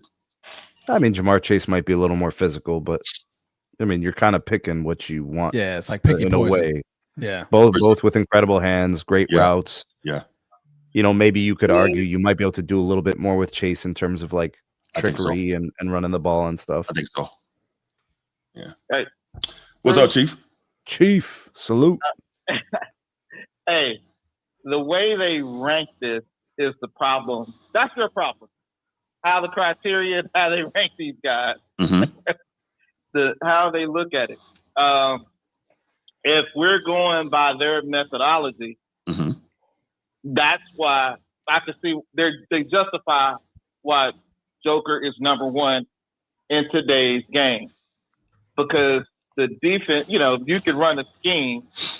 They run schemes around them to kind of, hide them off. But what they're really looking at is his offense, his playmaking, and his efficiency. So when they have those factors and then they use the projections and also the narrative and you add all those, that's why he's ranked number one. That's why they rank him. So, Now, Chief, if you looking, I'm sorry, go ahead. No. So that's kind of why LeBron is number 8 as well. So they're still looking at the same things because they got to think he only moved one spot from last year. Mm-hmm. So they're saying, more than likely what his production going to be this year, even though, we never seen nothing that the guy in the 40s. But I'm just saying the methodology and how they rank this, that's where I know you about losing your mind just looking at it. Because traditionally we see what a guy should be on the value of their team. You got two sides of the ball to play, and you cannot be the best player in the world when you're just atrocious on defense. How can you be the best player in the world when you don't have the other side of the ball? But, today's game just don't value that like they did back then when we watched it. And therefore that's why a lot of the viewership and product has a problem with today's game. But look how they, prop up their superstars today. Mm-hmm. My only problem with that, Chief, and you make fantastic points. I'm not disagreeing. My bigger problem there is fine. If that's what you're doing in today's game, so be it.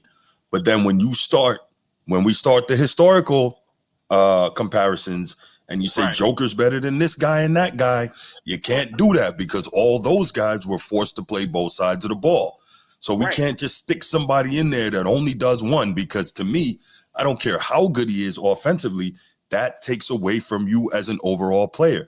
And if we're honest, we also know that a big part of the reason he is this great offensively is because there is lack of great defensive bigs in the modern NBA. What is his level of resistance? It's not there. It's not there. That's exactly right. So mainly these guys that are centers, they wouldn't even make power forward. these stretch forwards, they wouldn't be necessarily big. They'll be three.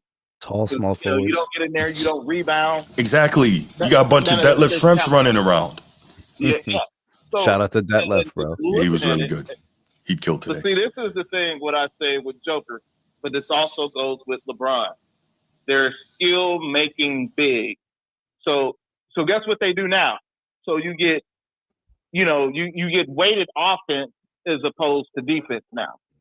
Because they're going to look at, okay, he's scoring, he's efficient, he's playmaking, and he's controlling the game. Instead of looking at defense, can he shut the man down? Things like that. So the way they rank it is just kind of weird. Now, Edward, I'm just saying, centers used to defend the rim. Now, Joker might could get a steal or two, my brother, but Akeem also got steals as well. And he switched, guys. and he switched. So I'm just saying, I'm Tell him, going Chief. about what I see in these 4 eyes, Edward. Tell him, Chief. It's 4 eyes. I like Joker, but I think he's a unique center in that I never seen a big playmaking center like Joker before. I give him that. Did. I have did. to credit that part. But I did. if it goes back to the traditional way that you play as a big in a center, he really hadn't had he hadn't had no real test. Because remember, Zubac from the Clippers give him fit. The White give him fit. Come on, man. Tell me when I'm telling lies. He's the number 1 ranked player in the world based on the criteria. I mean, if it's today's criteria, I give it as today's criteria. But there's a lot of extra nuance involved, and I think in ranking these top 100 players. Why do you think LeBron is at number 8? Look at the bottom 6. I say the bottom 4. I don't think the only young guy in America. The rest of them is on what they did in the past. Chief, really, I don't think people watch these players enough. Actually, they make their evaluations statistically. They make their evaluations based on how other people rank them. Meaning they don't personally rank them. They just look at other people's rankings and say, okay, this must be right. But I mean, if you watch LeBron play basketball against good teams, where he as a forward goes up against other good forwards, they're cooking him. He has no business in the top 10. He has no business in the top 15. He's getting cooked, and it happens every playoffs the last several years. He gets cooked. But guess what, Snead? Guess what? You're right. But guess what? Just like Joker, what they value. They don't. Yeah, but what is there to value when there are clearly better players like Jalen Williams for the Oklahoma City Thunder?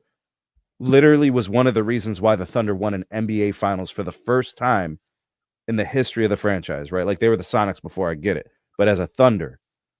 And he was huge and monumental when SGA couldn't do it for moments. But people still rank LeBron over J-Dub. They got Steph. And they got my boy KD. How? These guys aren't capable of doing any of those things anymore. It's been years.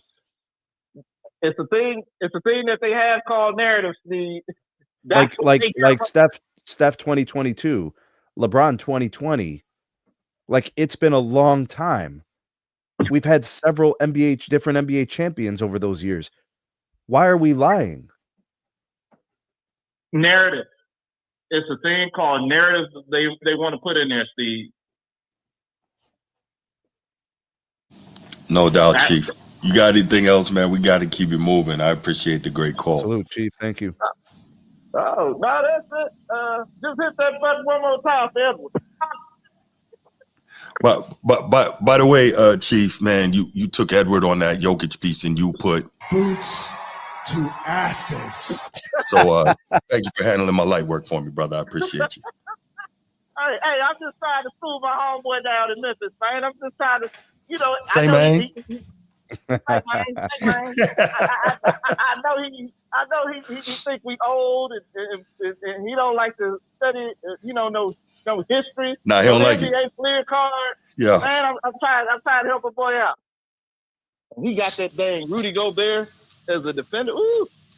Nah, we can do that another time, man. But we gonna do it another time, yeah, for sure. But I appreciate the call. That was a great call, Chief. I appreciate you, man. All right. No doubt, man. Assalamu alaikum, Steve. Salam, brother. Salam. All right. Shukran. Afwan. All right, brother. Have a good one. Too much, bro. Chief is too much. Chief is the man. Chief is the man. All right. That was a great call. We don't deserve Chief, bro. We really don't. No, man. We don't deserve Chief, man. He is great. All right. Let's go ahead and we're going to take it to the next topic. This ain't going to be all day. We're going to do this quick. Now, I'm not trying to be out here with the honey slingers. Do you want me to manage the time? Do you want me to put a timer to it? Let's do it. All right. Just let me know what you want to do, Yeah, bro. let's max this at 10 minutes. This is a 10-minute topic. And I'm going to keep it brief, too, on my thoughts on this. I got you. So, all right, y'all, here's the deal. I know, right? Chief 2028 for sure. All right, here's the deal. LeBron, it was reported that he has an irritated nerve in his gluteus maximus. And you're stupid. You're stupid, Sneak. He has an irritated nerve, which held him out of practice and the preseason game, which wouldn't be a big thing, right? Because what is he, 40, going on 41 years old this year?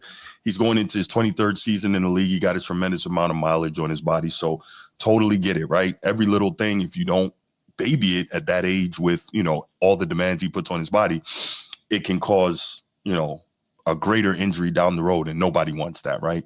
You don't want to see LeBron go out like that for everything he's done in his career, the incredible career that he's had. You don't want to see that, right? So LeBron says, hey, I'm injured, or it was reported that he's injured. They said, they're going to ramp him up slow. He's going to take the time. Cool. So because of that, he wasn't in practice, couldn't play, so on and so forth, right? All right, cool. But then here comes the problem. He's on, what is this, Kai Cenat. He's on his, I guess this guy's a famous YouTuber, right? Getting tons of views. I actually went and looked for this video, and I think in 4 days, this video has like almost 1 million views. So shout out. Got up 1 million. Oh, it's over 1 million now. There we go. Shout out to the young fella doing his thing as a content creator. So I want to make sure I do that first. The man's like #1 in the game, I believe. There you go. So no hate there at all. Shout out to the young fella doing his thing. But this is what bothers me, right? LeBron, you got this injury, held you out of practice. Okay, cool. But this is what we out here doing when you have an injury. I mean, what is all this? Like, I don't know. I mean, you're doing a lot for a nerve in your glute. I'm just saying. Bruce, this is why this is going to be a very quick topic. And very quick. Very, very quick. Because he didn't do anything in the damn video besides step. Mm-hmm.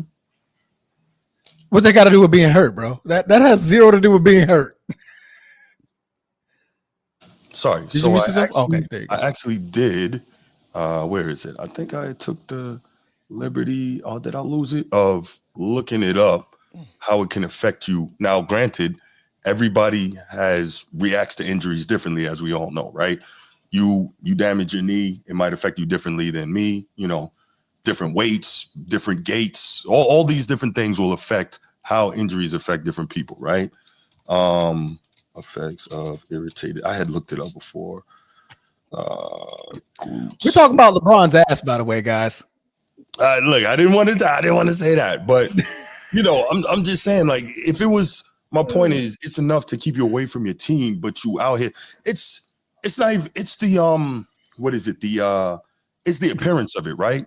It doesn't look good that you're supposed to be injured, you're away from your team, but this is what you out here doing, plain and simple.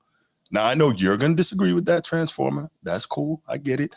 But if we're honest, it doesn't look good that you out here playing around and dancing when you're supposed to have a lower extremity injury. That's all I'm saying. It doesn't look good. That's it. He's not on any injury report like that, Bruce. Mm-hmm. Was it reported? If you read the report last week, you would know Uh-huh.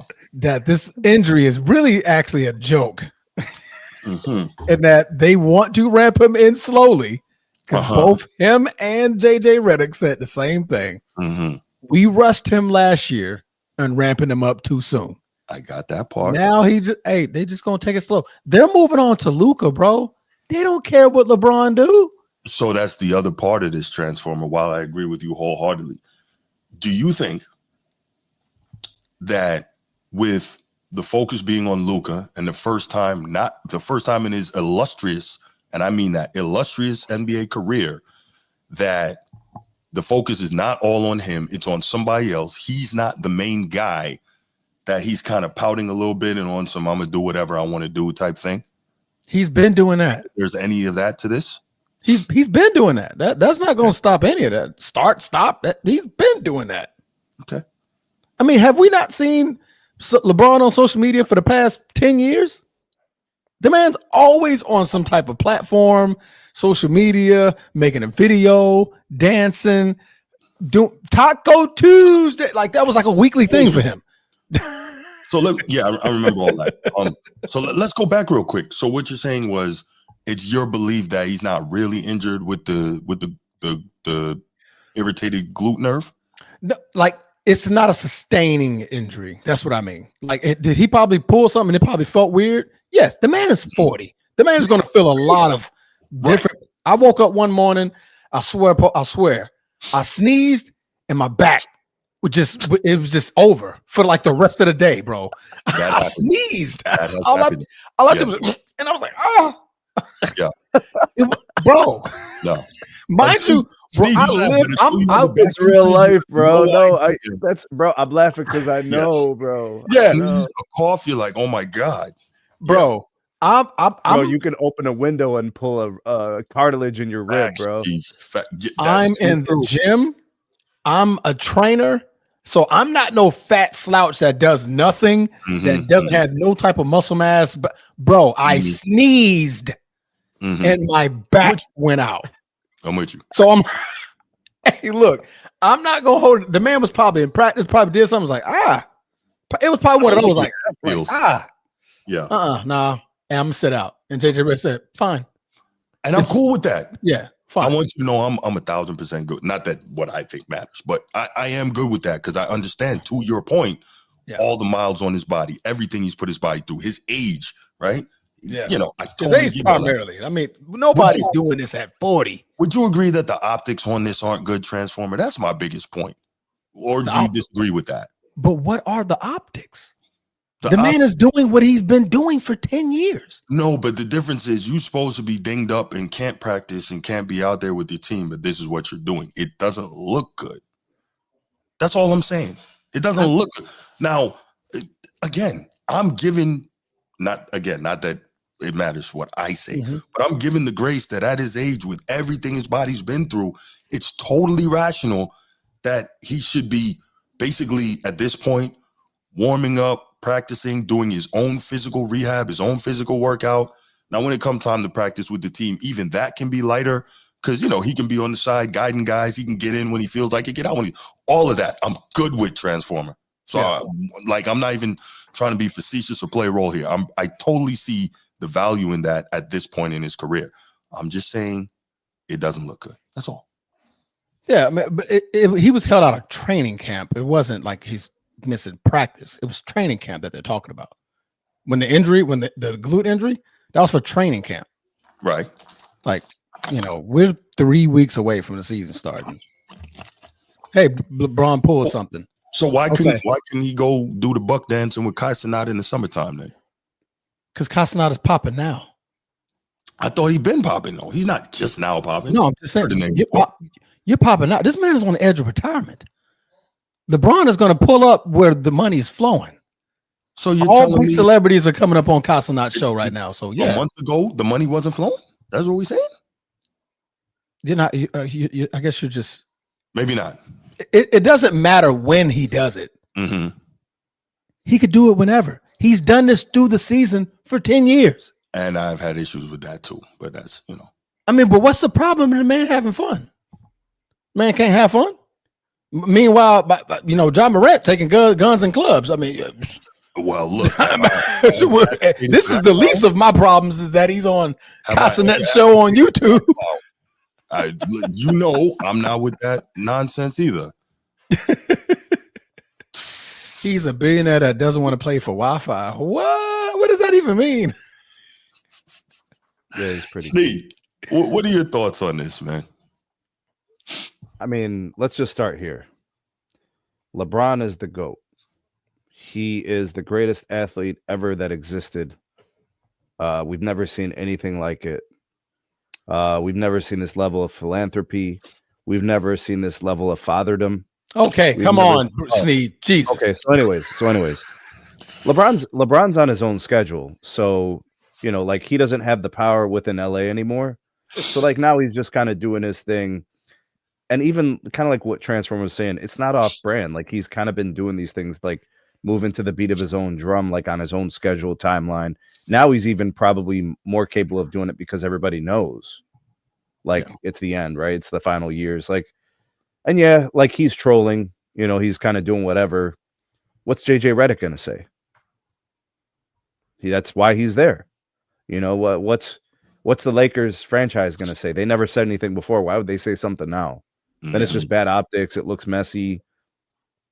I mean, I think just LeBron's just doing more of what he does. And, like I made a video on my YouTube channel about this. It was always going to be a circus. Even when things are good in LA, it could be a circus. So it's like there's always a circus in LA. It's always a circus. So like this is typical to me. I'm not shocked or surprised. Bruce, you're a man of honor, respect. You do things by the books. You keep everything in line, right? I try to, yeah. And the most valuable thing and the most respect you could show somebody is when you value your time.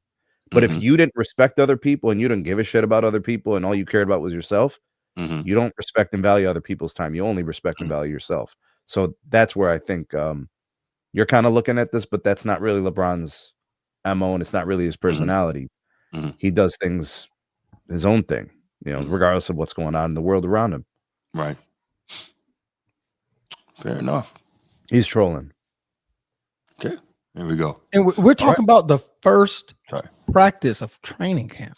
11 minutes, by the way, Bruce. Nice job. 11 minutes. Yeah. There we go. Practice. I was about to open the phone lines up. We did it. About his ass. That's what we're talking about. We're talking about the man's ass. Are we not framing it that way, though? I mean, can we not? Tomato. All right, we're gonna take. And shout out to Sabir. Shout out to Sabir. The two guys up here with me on this panel, I respect the acumen of these two gentlemen. I respect what they stand for. So yes, like Don Vito Corleone. Yes, Don Vito Corleone. Don Vito.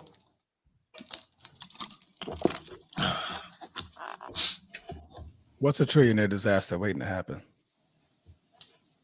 What's the disaster? Sean's gonna come up here and cook, bro. You just yeah.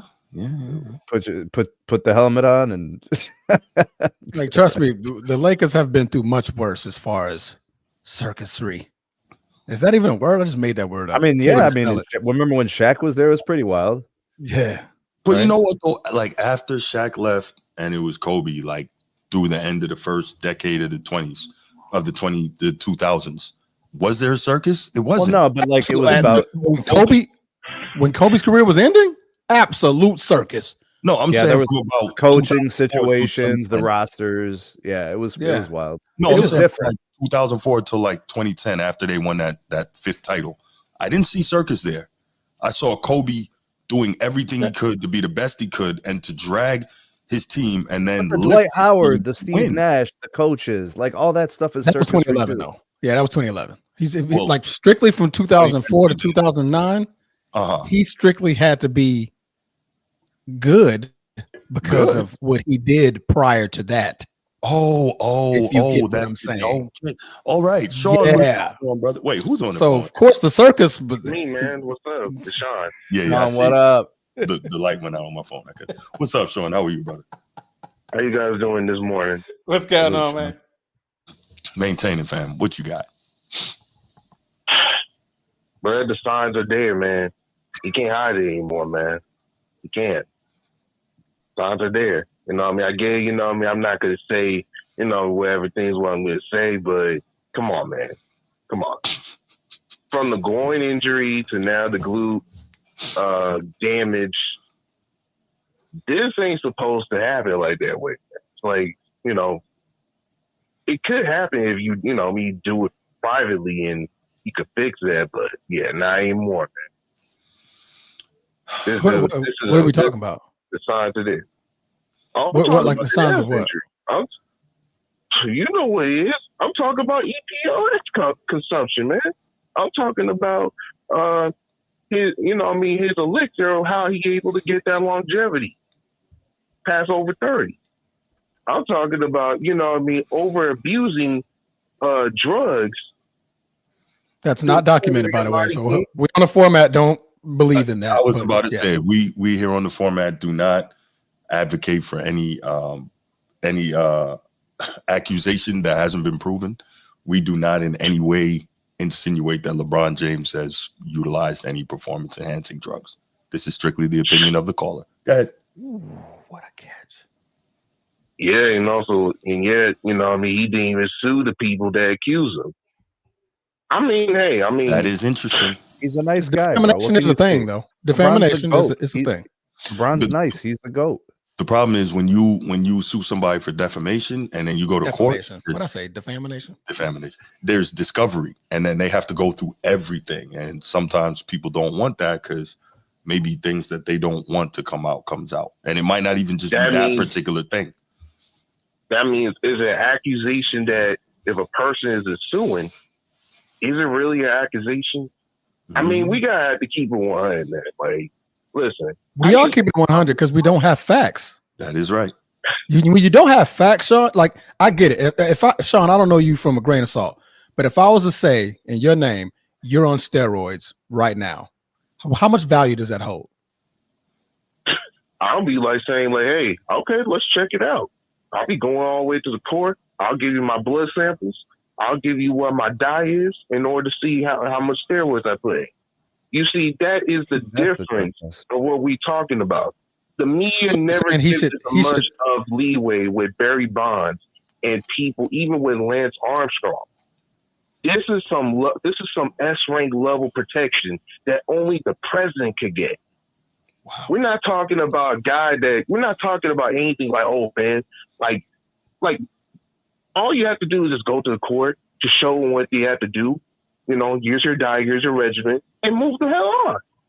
So you know, no athlete has done that in the NBA. Why would he be subject to do that because of an accusation? Like I like that. That's to me. That's scooping down and entertaining nonsense. If I have to perform for an accusation. You see what I'm saying? Like if there was factual evidence of something happening, or like like doctors and you saw reports and there's actual reported evidence. Okay, now I have to follow that protocol. But just because somebody said I'm doing something or thinks I'm doing something that I need to show that I'm not. I don't need to do that. Why would I need to do something like that?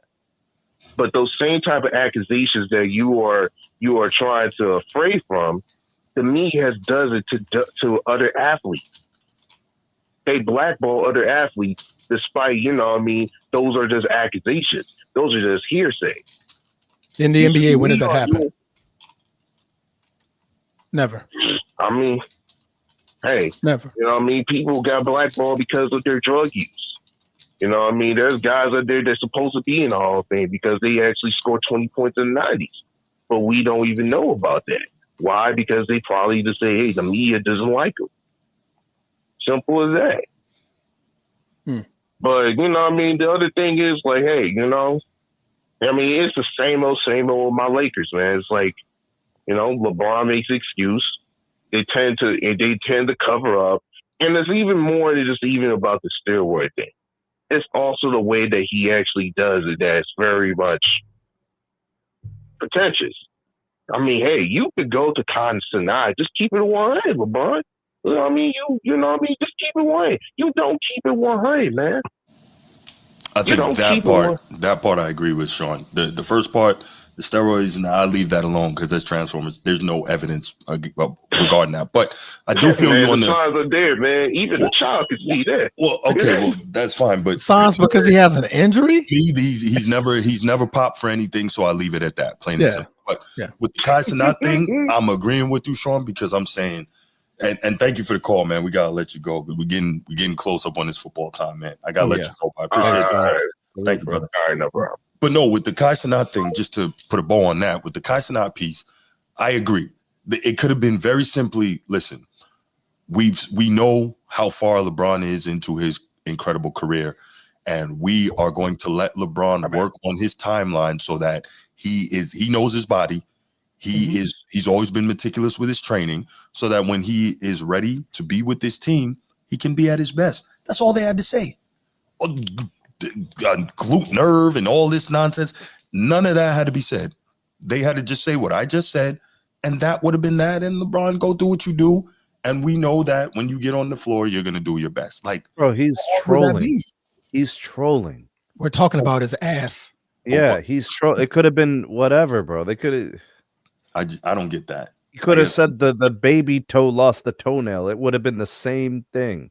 The baby toe lost a toenail. Yeah, like for sure. That would have been as hilarious. Yeah. Like it would have in parentheses, like injured, unavailable, in parentheses, the baby toe. The baby toe. Yeah. No doubt. Bruce, what up, man? Man, what's up with y'all boys this morning, man? Maintain, brother. Oh, by the way, Bruce, amazing that your guy Malik Washington, as soon as they played a real team, he took that L. But anyway, moving right along. About it on Tuesday. All right, okay, that's cool. Yeah. Hey, man, that was 20 minutes late this morning, man. That was on me. That was on me. Punctuality, man. Come on now. All right, my man. I can't move. I can't move too fast, man. I got to move slow. I got you. I just see that is best of it. Hey, man, Bruce, cut the crap, Bruce, with this Cenat shit, man. Like, goddamn, motherfucker can't have a life after. Doing his career and have fun. What's wrong with you, bro? Stop this, Bruce. This militant stuff. But guys can't go have fun, Bruce. Why everybody do old grunt? God damn, man, he's a damn billionaire. He's living life. He's having fun. He worked hard. He can do what he want to do right now. He's 40, going on 41. I mean, God damn, Bruce. Can you do me a solid and send me some of that honey, man? No, you got the best they got. I'm glazing. I'm just talking about this will go for you if it rolls in reverse. God damn, Bruce, motherfucker can't have fun, Bruce. Everything gotta be so serious all the time. God damn it, man. Oh, because he's going Kai Cenat. He told what else he supposed to be doing right now? You don't. You talk about he made an excuse for his injury not to play the first preseason game. What the goddamn dude, Bruce? Okay. Damn. Preseason game, the first one? Huh? I didn't expect him to play preseason. Again, it's about optics, but you got it. It's all good. No, seriously, though, man. Cut the crap, man. Not that, Bruce. Okay. I'm just saying, Bruce. Come on now. Really? It rubbed you the wrong way that bad. You got under your skin that bad, Bruce. Yep. Wide open. Yeah. Yeah, wide open for real. Yes, it did, Bruce. I mean, yes, it did. Man. I understand discipline, your structure, and you got to take everything serious mentality. It's cool in some instances, but goddamn, Bruce. Damn, you got he in the mix. You go where the money at. You're a businessman. Lord have mercy. Hey man, shout out to Cooper Rush. Cooper Rush will make this thing happen. Hey boy, I'll talk to y'all boys, man. All right, appreciate you, brother. All right, brother. All right, brother. All right, let's go ahead. Let's finish it up right here, and let's do it. All right. Shout out to my man Steve, the king of the chat. Got to give a shout out, and shout out to Bruce too, because he was on it at the beginning as well. So shout out to Baltimore Bruce. Shout out to Steve, king of the chat. Both of them before this season even started said Arch Manning is overrated. He's not going to be that guy that a lot of people said he was going to be. And lo and behold, they were right. A lot of people in the college football media had Arch Manning as the favorite to win the Heisman, #1 pick in the draft if he comes out this year. Texas winning the national championship and going to the play. They might not even make the playoff. And Arch Manning has not been well. Arch Manning has been bad. There's no couching it. There's no talking around it. You know, I tried to provide a little bit of context after the first game. I said, okay, he's dealing with a team when they got beat by Ohio State that had, extremely high quality athletes on the college football level, had an NFL defensive coordinator who was a 3-time champion in Matt Patricia. Mm-hmm. So, hey, okay, he got, he had a tough time. They saw things, they made him see things he wasn't supposed to see, et cetera, et cetera. But the fact is, in Arch Manning's 5 starts so far this season, he's really had one good game, one. And that was 2. I'll give him 2. 2? You gonna go 2? What, yeah. San Jose State? Yeah. San Jose State, but that's also to my point, but continue. Okay, yeah. I was just going Sam Houston State, but the point is Arch Manning has not played anywhere near up to the hype that was placed on him, has not played anywhere near up to his legendary name. Plain and simple, it just hasn't been there, and he's been bad. He's completing 60% of his passes this season, which is terrible in modern football because there's so many easy completions built into so many offensive schemes. He's averaging, he's got 5 interceptions on the year. Just not good, right? He's got, let me see, how many touchdowns here? I had all this, sorry. 11 touchdowns, 5 picks, and 60% completions. Just not good. This is not what you would have expected based on what you heard from this guy when the season, not from this guy, but when you heard from the college football media when the season started. If we remember, the past 2 years, anytime Quinn Ewers was struggling at Texas, everyone was screaming for Arch Manning, Arch Manning. Now I bet they wish they'd have Quinn Ewers back, right? So I guess the question is this, and I'm going to start with Sneed here. We started with you last time, Transformer, I think. Mm-hmm. Sneed, man, talk to me about Arch Manning. And at this point, based on what we've seen, not even what we think he can be going forward, but if he can even salvage this season at Texas. Arch Manning has played badly in stretches of the season.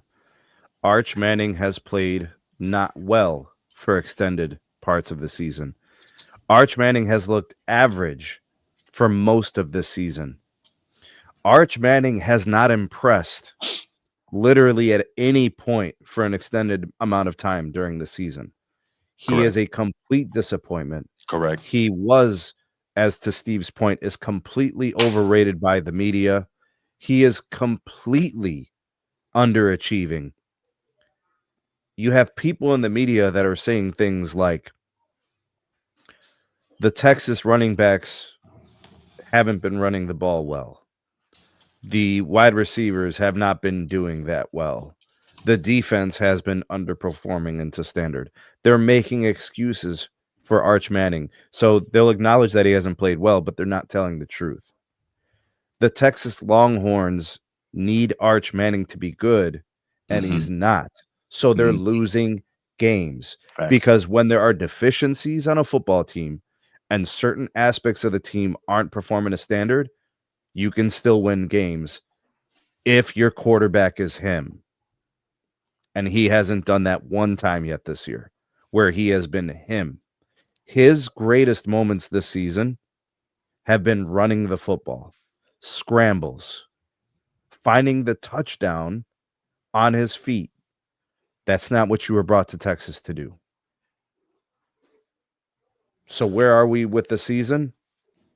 Underachievement, ineffectiveness, deep regrets. That's the theme of today's show. Deep regrets by Sark. Deep regrets. Yeah. Because he can't do anything. He can't bench him. And the crazy thing is last night, I mean, me and Transformer were talking. That guy came off the bench and made a throw to give Texas a chance. Yeah. And instead of Sark admitting to himself, let me just leave him in. He can't, though. Let me just leave him in because he made the throw fresh off of sitting down. What happened? What happened right after that, Sneed? What was the Arch comes back in and gets sacked. No. He almost threw a pick the very next play. Then almost, and then he got sacked. Yeah. Mr. Wide Open guy up the seams, the tight end. And all this because nobody wants to tell the truth.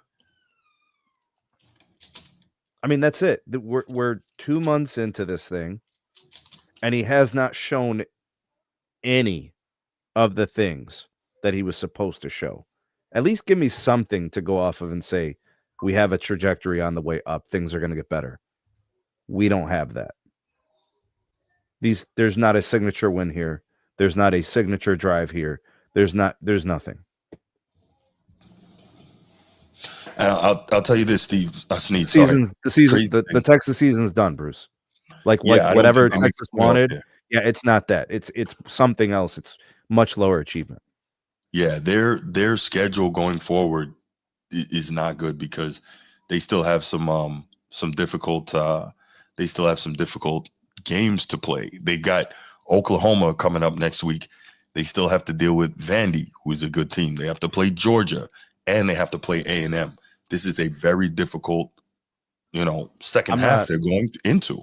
I'm not a betting man, but like, what version of a bet could I lose? Somebody's going to tell me that the Longhorns are going to the playoffs and they're going to win a championship. Where is that going to happen? Look, if you bet on that right now and it happened, you would be filthy rich. But you'd lose. Stupid. So you're again, it's like, got to be kidding me. Yeah. Yeah. Transformer, your thoughts, Arch Manning, man. Oh, my bad. Wrap it up shortly. He sucks. That's all I got. Yeah, it's not good, man. It's not good. Next topic. No, I'm messing with you, man. This man. All right. Preseason favorite to win the Heisman. Right? Okay.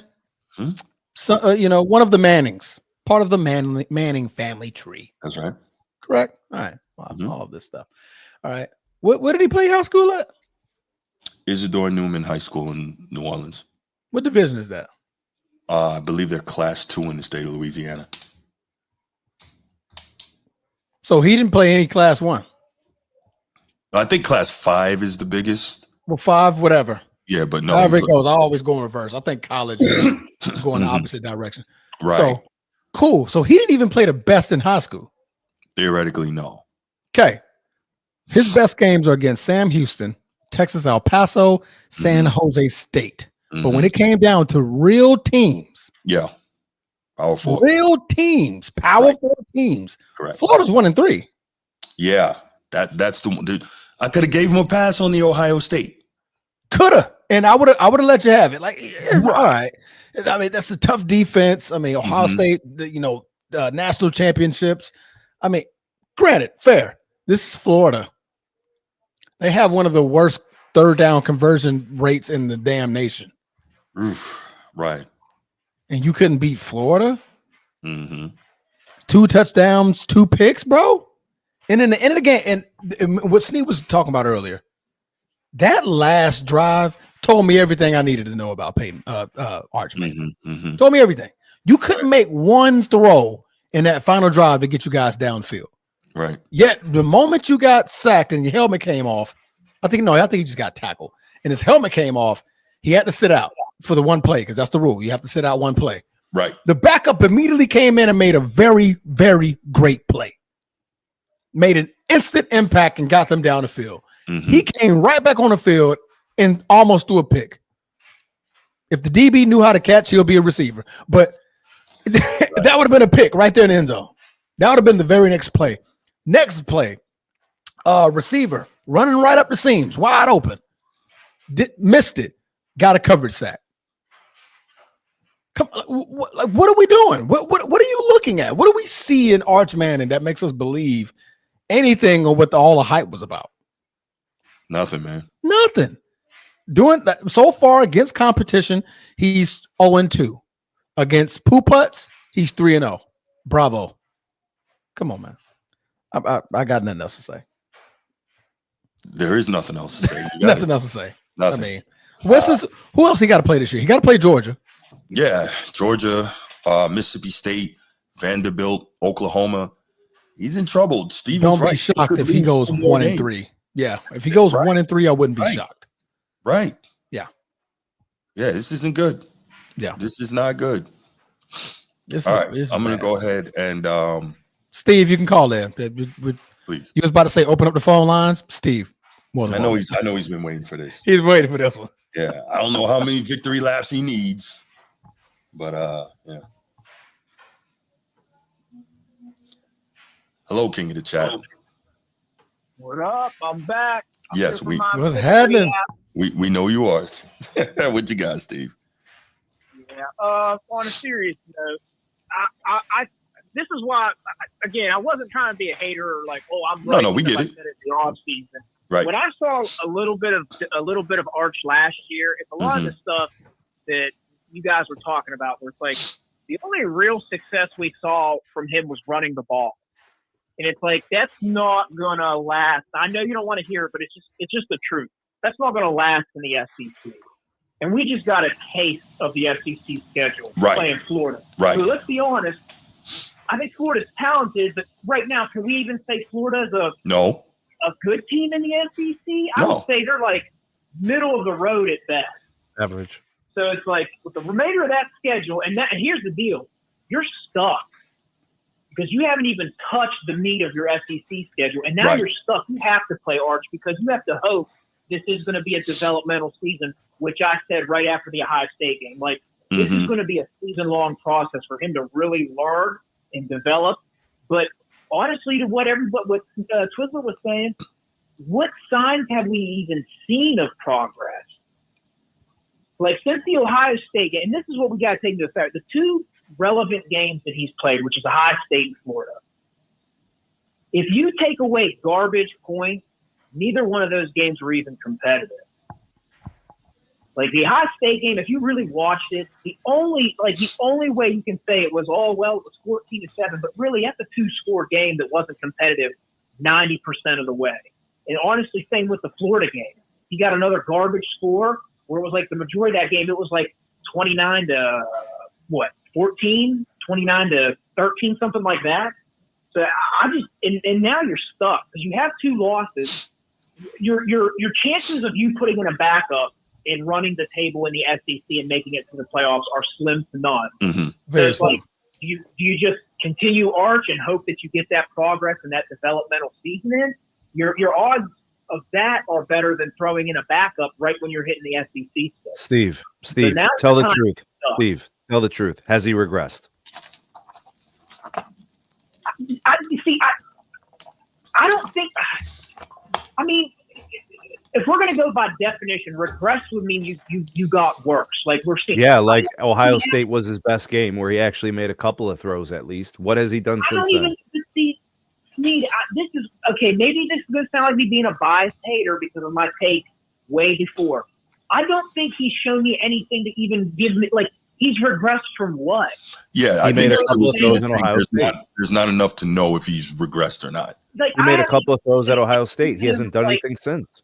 What throws? I haven't seen him have any status to him regress from. Like, I'm starting from this being the only guy who kind of looks at this saying, based off what I've seen last year when he filled in for Hewers during his injury, I never saw anything then.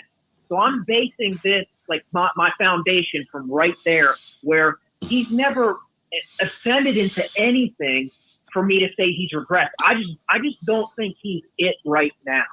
Now, a year in the system, maybe 2 years in the system, but like, has anything gotten better since Ohio State? No, you have me there, but I don't think anything from the Ohio State game I took away from seeing there was any spark there to begin with. When I watched the Ohio State-Texas game, I saw a Texas defense that this is a legit defense. Now, here's what I'll say. In the game against Florida, you can say, well, they gave up 27 points. They gave up a safety on a punt. But, like, the defense gave up 27 points to a struggling Florida team. But here's what I'd also say. When you're hanging the defense out there so long because your offense can't sustain anything, even great defenses are going to fold. They're going to give up points. Texas's offense is bad. And like you said, Steve, we got to tell the truth. Texas's offense is bad, and it's not because their offensive line is garbage. It's not because they don't have talent and skill in that. It's because they don't have a quarterback that can command the offense at all. And we're in week, 5?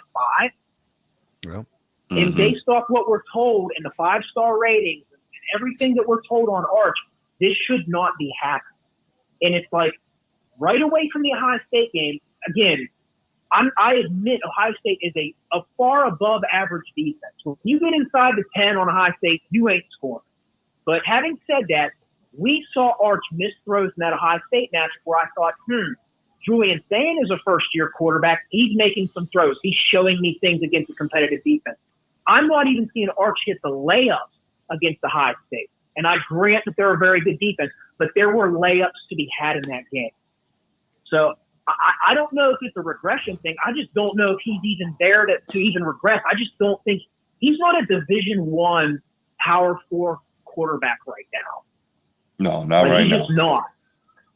But yeah, got my victory lap in. There you Happy go. Sunday. Blessings, everybody. Hopefully we're all on the same page now. Texas is probably going to lose 4 games. Yep. All right, I Steve. can see Thanks that. for the Definitely call, see that man. happen. Appreciate you.